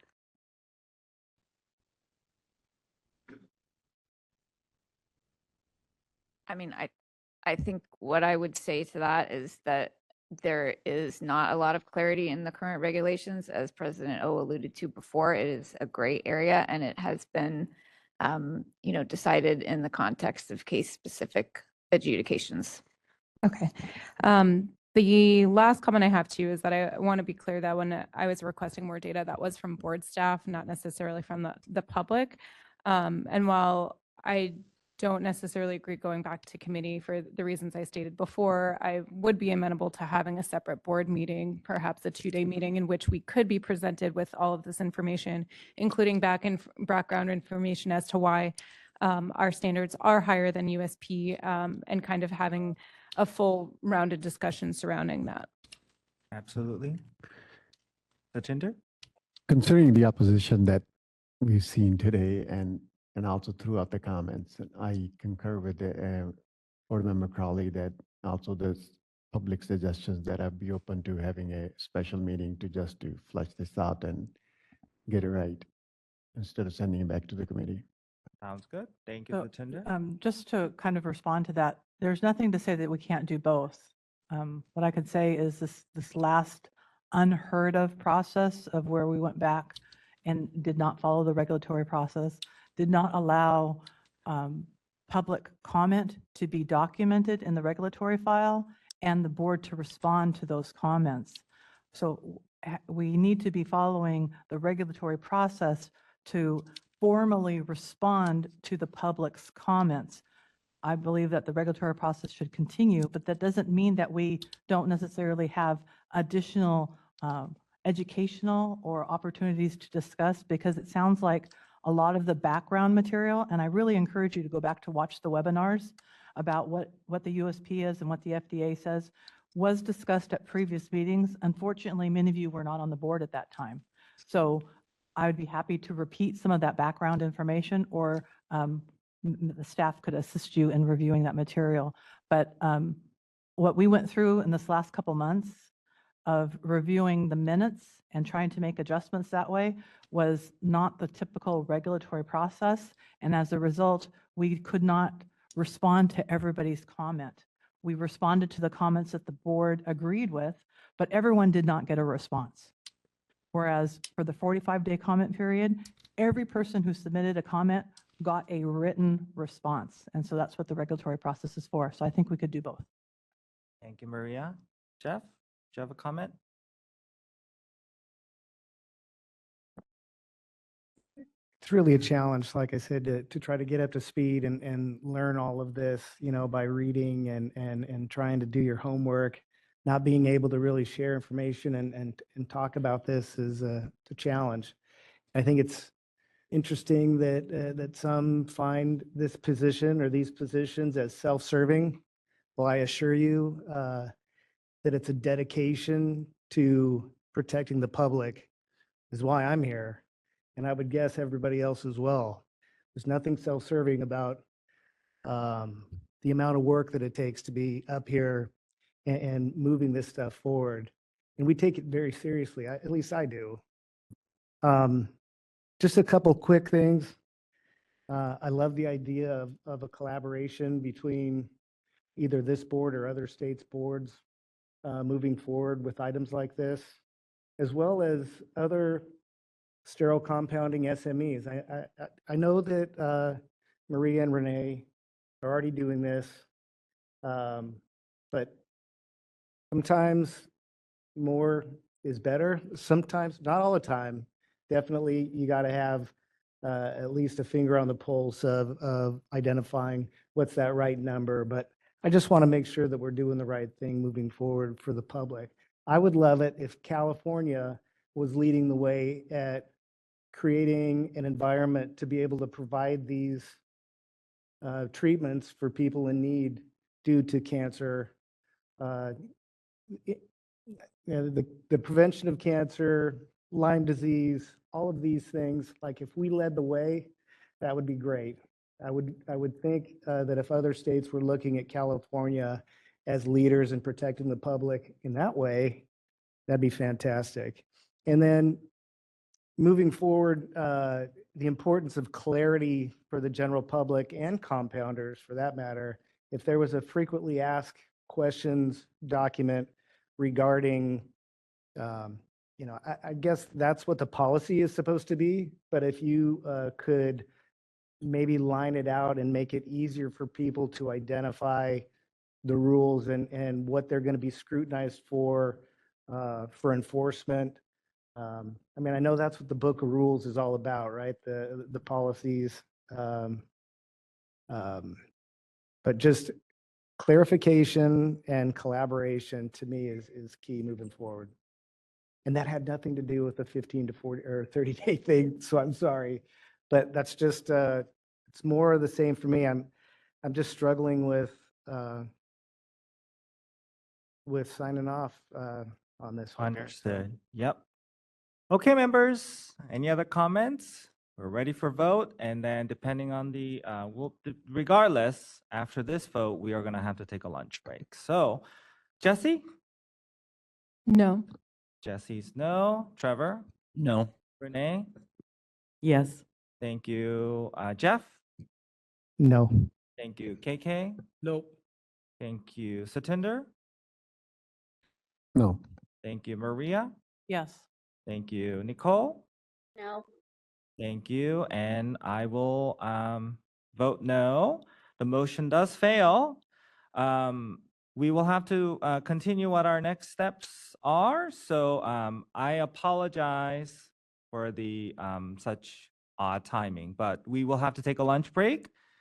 I did say that we will try not to spend more than 4 hours, but we will have to spend a little more time on what our next steps are going to be. So please come back at, sorry to make you guys all come back. I'm sure you all want to just go home, but we're going to come back at 1:50. We have to take at least 45-minute break. So 1:50, 150, again, 150, 150. We'll see you all soon.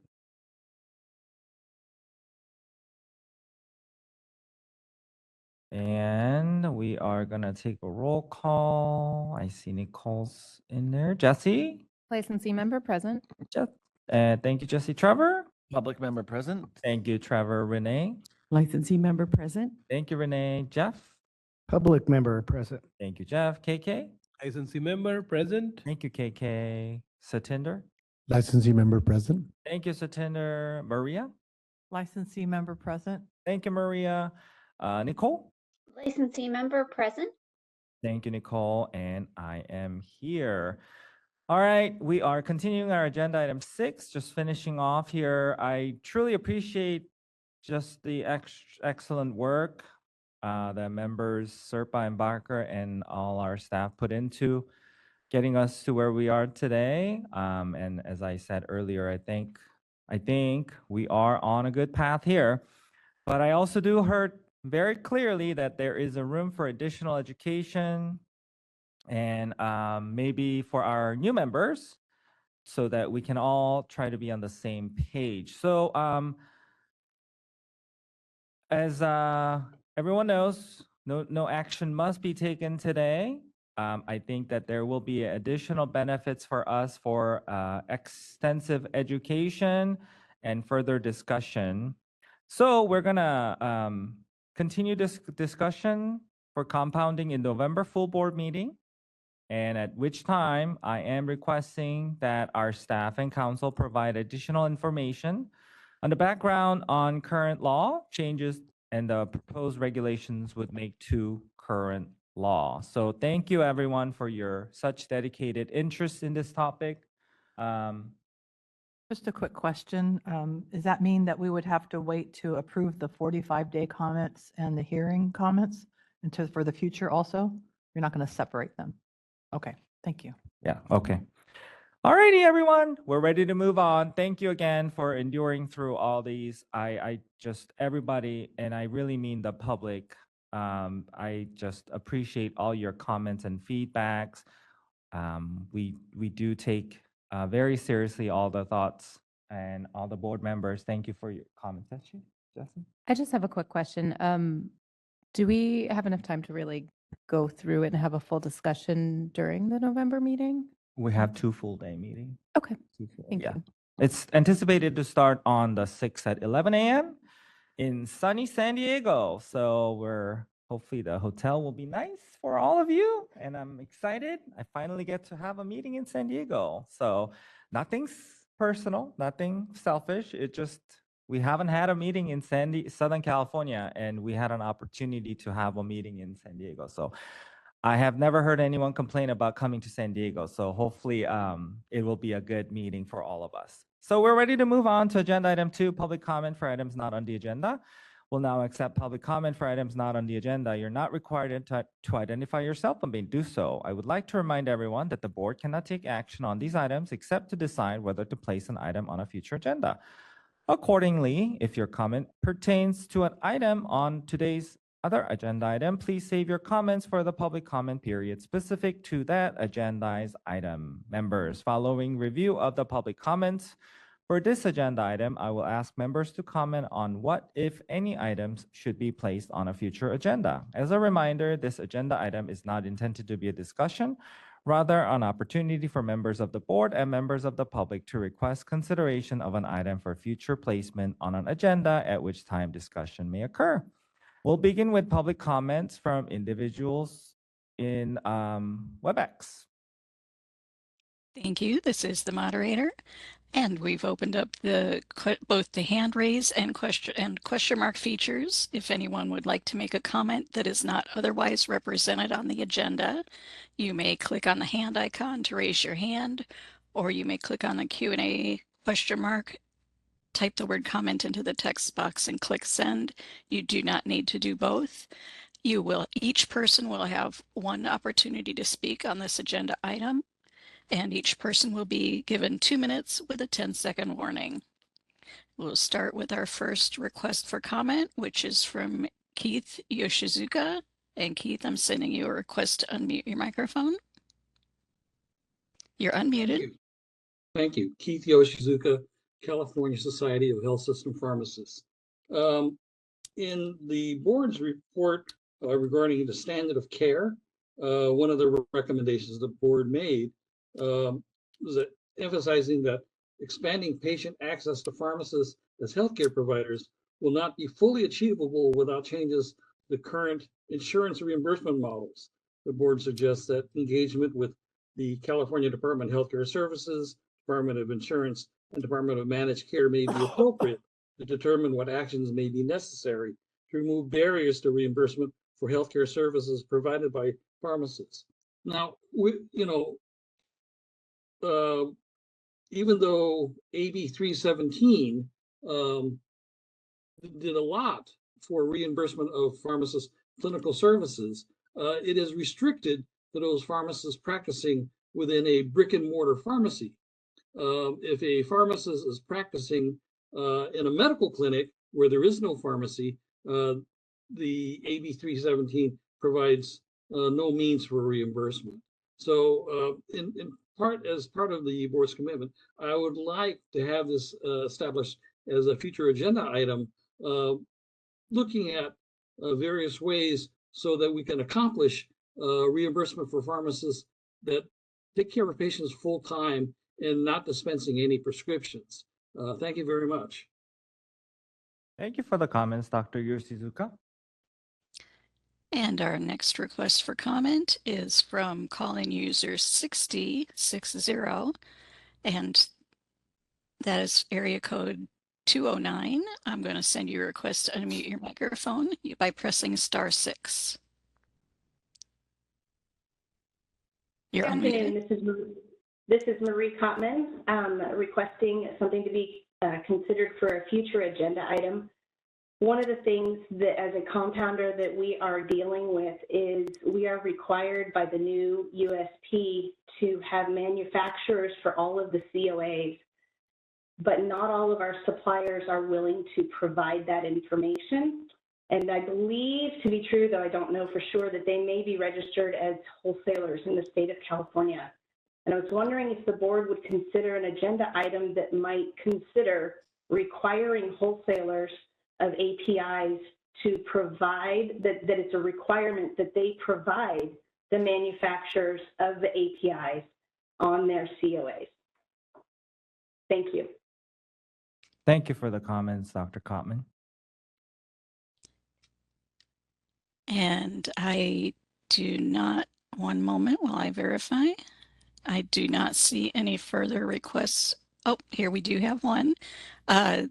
Let's see, Crystal Frost, I will send you a request to unmute your microphone. And you're unmuted. Hi again, everyone. Once again, this is my third time commenting. My name is Crystal Frost, SoCal leader of Stop the Bop. I'm here to address the repeated ways that the board has violated the public process and betrayed public trust. You will hear me mention the regulations, but this comment is only referring to specific actions the board has taken during the public process specifically, not the regulations themselves.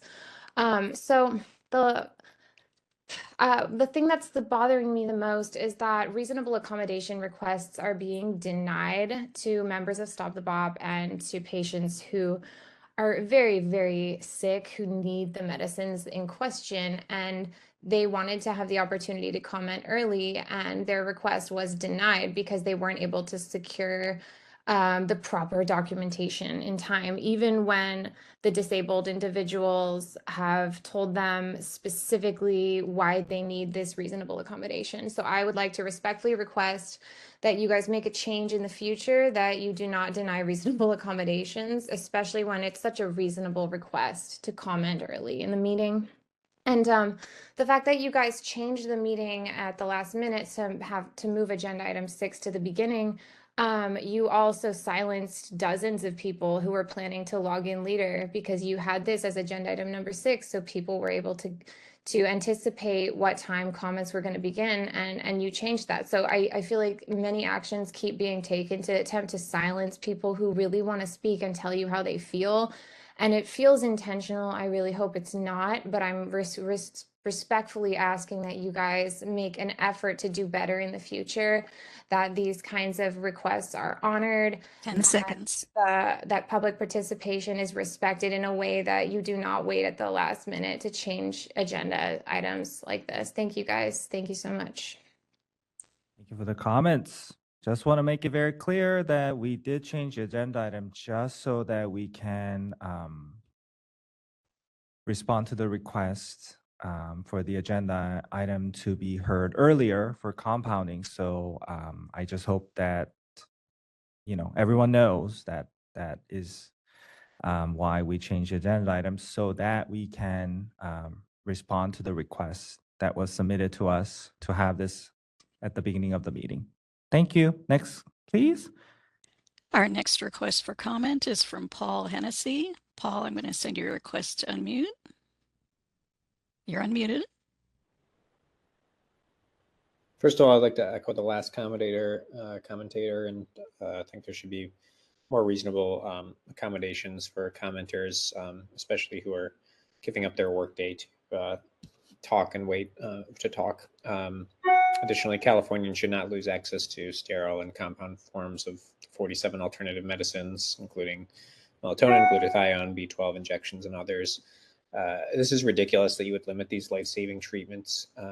Firefighters need glutathione, amongst many others, which have been shown to be protective against the effect of PFAS.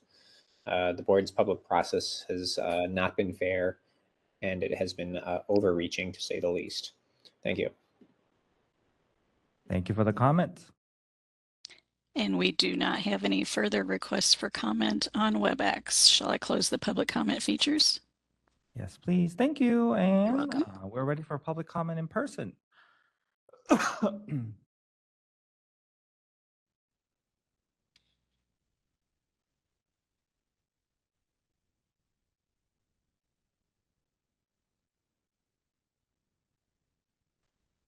the microphone? Yeah, at the bottom. Yeah, there you go. Thank you. I'm just a little confused. I just was hoping that you could provide some clarification per your bylaws and Robert's Rules of Order, how the continuation of the discussion of agenda item 6 was moved to November without a motion or a vote. I felt like that was a motion at the last meeting that had to be voted on, and I know that the bylaws support the administrative process and Robert's Rules of Order. So I just wanted to clarify and give the board the opportunity to make a motion and vote and follow those procedures. Thank you. Thank you for the comments. Okay, seeing no other comments. Members, any comments? Seeing none? President, Go ahead, President, Nicole. it's Nicole, sorry, it took me a second to unmute. I wanted to, what Keith Yoshizuka said about the expansion of AB 317 and having it apply at places other than retail pharmacies, that is something I would like to see discussed. Agreed. Yes, it's in the works, Nicole. Perfect. And can we propose other topics that aren't brought up by the public at this time? Of course. Yes. I just wanted to flag an issue that I've been hearing about, and I think this will kind of depend on what happens with the PBM law. So this might be a little early, but I just want to throw it out there that I'm hearing delays of patients getting time-sensitive medications because of the auditing practices of PBMs. The one I'm hearing specifically in the HIV community is PEP, which is post-exposure prophylaxis. It is time-sensitive, but because the insurance companies are taking back claim payments if you open a full bottle, and you have to because it's a 28-day supply, a lot of the major chain pharmacies are refusing to do it, and then it's delaying patients' access. Oh, yes. So that broad topic of that is actually in sunset, but I think we need to definitely include that layer to the discussion. Thank you. Thank you, Nicole. Jesse? I would also like to see a discussion about the wholesalers of APIs being discussed, because I think that's definitely something that our regulated public should be aware of, and we could probably be educated on as well. Sounds good. Thank you. Okay. All right. We're ready to move on. Agenda item 3, recognition and celebration of pharmacists licensed in California for 40 years. The board's recognition of pharmacists licensed in California for 40 years or more are posted on our website, and pharmacists are provided with a certificate when they reach the significant milestone. Do we have any pharmacists present in Sacramento or WebEx? Sacramento? Anyone in WebEx? Please raise your hand if you are in WebEx. One moment while I enable the raise hand feature.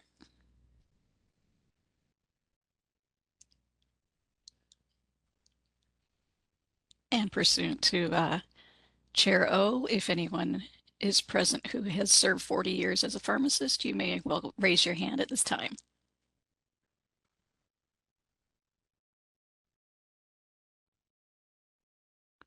I do not see anyone raising their hand. Thank you. You're welcome. Thank you. Again, congratulations to anyone who has been licensed as a pharmacist for 40 years, or anyone that's serving the public. The board thanks you for your contributions to public health. Next, agenda item 4. It's going to 4 now, discussion and possible action related to awarding contract for medication error reporting consistent with provisions of Business and Professions Code section 4113.1. Next on our agenda is approval of an entity to facilitate medication error reporting consistent with the provisions of Business and Professions Code section 4113.1.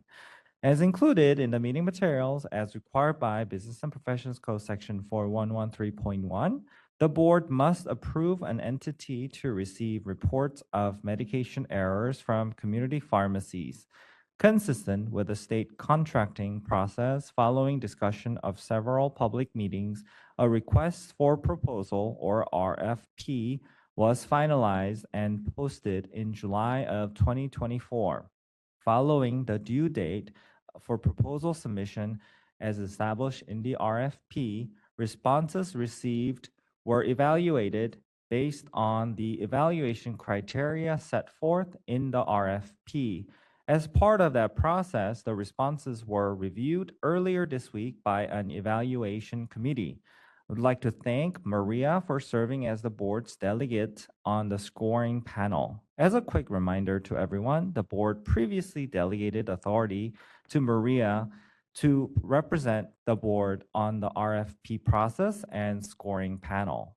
Per the RFP, the committee evaluated and scored each response using a consensus process, and the Institute for Safe Medication Practices, or ISMP, was the high-scoring bidder. With this determination having been made by the RFP Evaluation Committee, the board now must formally approve ISMP as the entity designated to receive reports of medication error. It is important to remind everyone that the board's approval is only for the term of the initial contract, which is anticipated to commence on December 1st of 2024 and expire on November 30th of 2027. The board will again follow the state contracting process in advance of the expiration date of the initial contract and may at that time select a different vendor based on results at that time. Unless there are any questions, I would like to entertain a motion to approve the Institute for Safe Medication Practices as the entity approved by the board under Business and Professions Code Section 4113.1. And the following the board's action, the contract process will continue.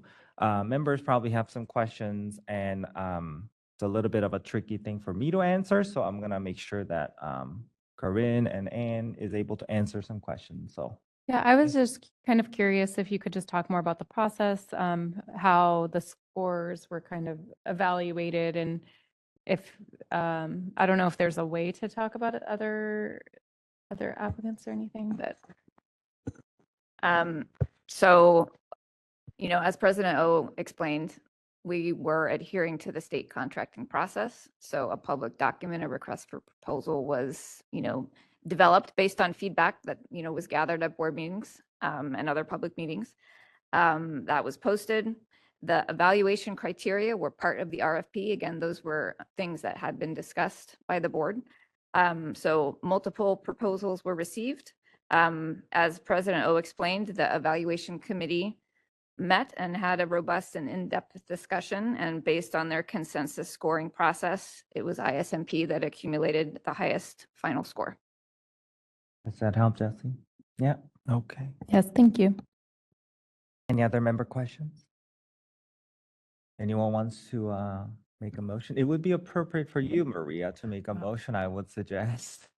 I certainly, first of all, wanted to thank the board for appointing me to be a part of the state contracting process with this RFP. It was a very informative process, and I am ready to make a motion to award the contract for medication error reporting consistent with the provisions of Business and Professions Code 4113.1 to ISMP. That's sufficient, Corinne? All right, any second? Second. Thank you, Trevor. Any other comments? All right, we're ready for public comment. We're gonna stick with the theme today of WebEx first, just for consistency. And moderator Ann?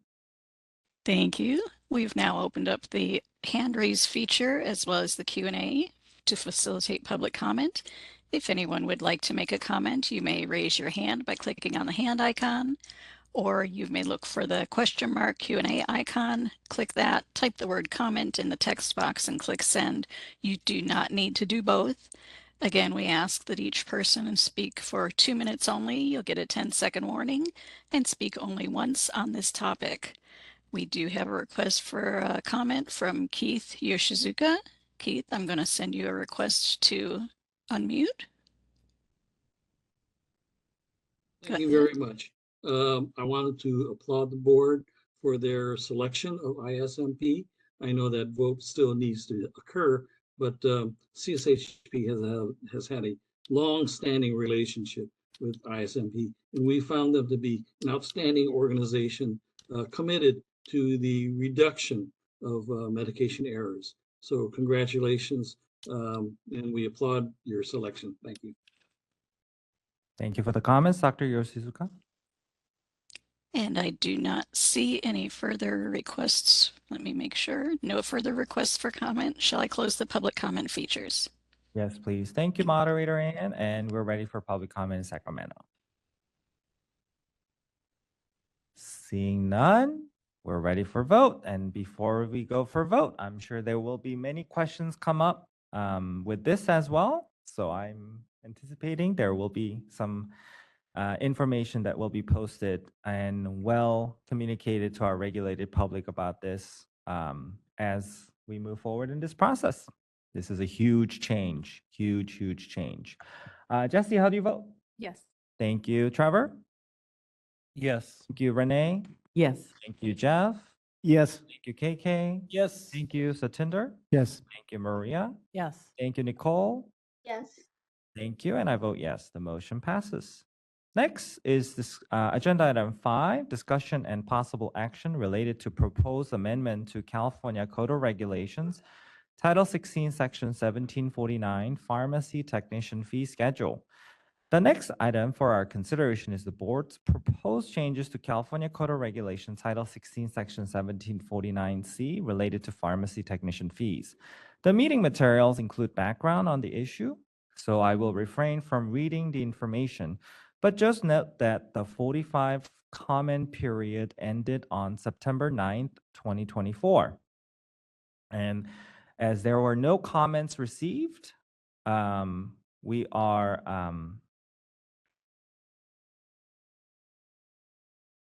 we're ready to move forward here, and we still need a motion. No, actually, as no comments were received, no action No is action required is by the board. required by the board. Okay, so that's easy for us. So I think that all I am here on this section today is just to make sure members have any other thoughts.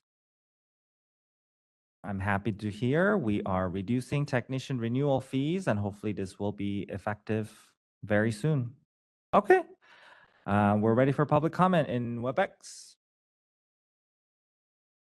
And just one moment while I enable the comment features. We have the raise hand and the Q&A features available now. If you'd like to make a comment, you may click on the hand icon to raise your hand. You may click on the question mark icon, type the word comment into the text box and click send. And our calling users may press *3 to raise their hand. Each person will have 2 minutes with a 10-second warning, and we ask you to speak once on this agenda item. Are there any requests for comment?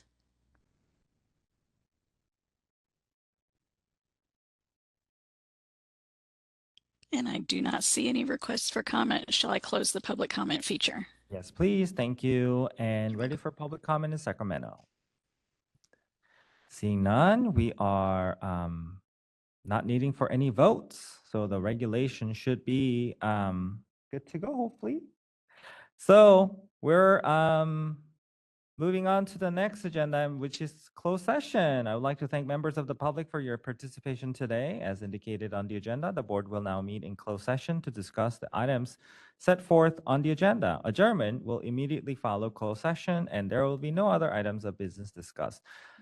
Please note, adjournment may not be viewable on the live stream. Members of the public, thank you for joining the meeting, and we'll start the closed session in about 10 minutes so that we can clear the room. Thank you. We'll start in about 2:30. 2:30, Nicole. 2:30. See you soon.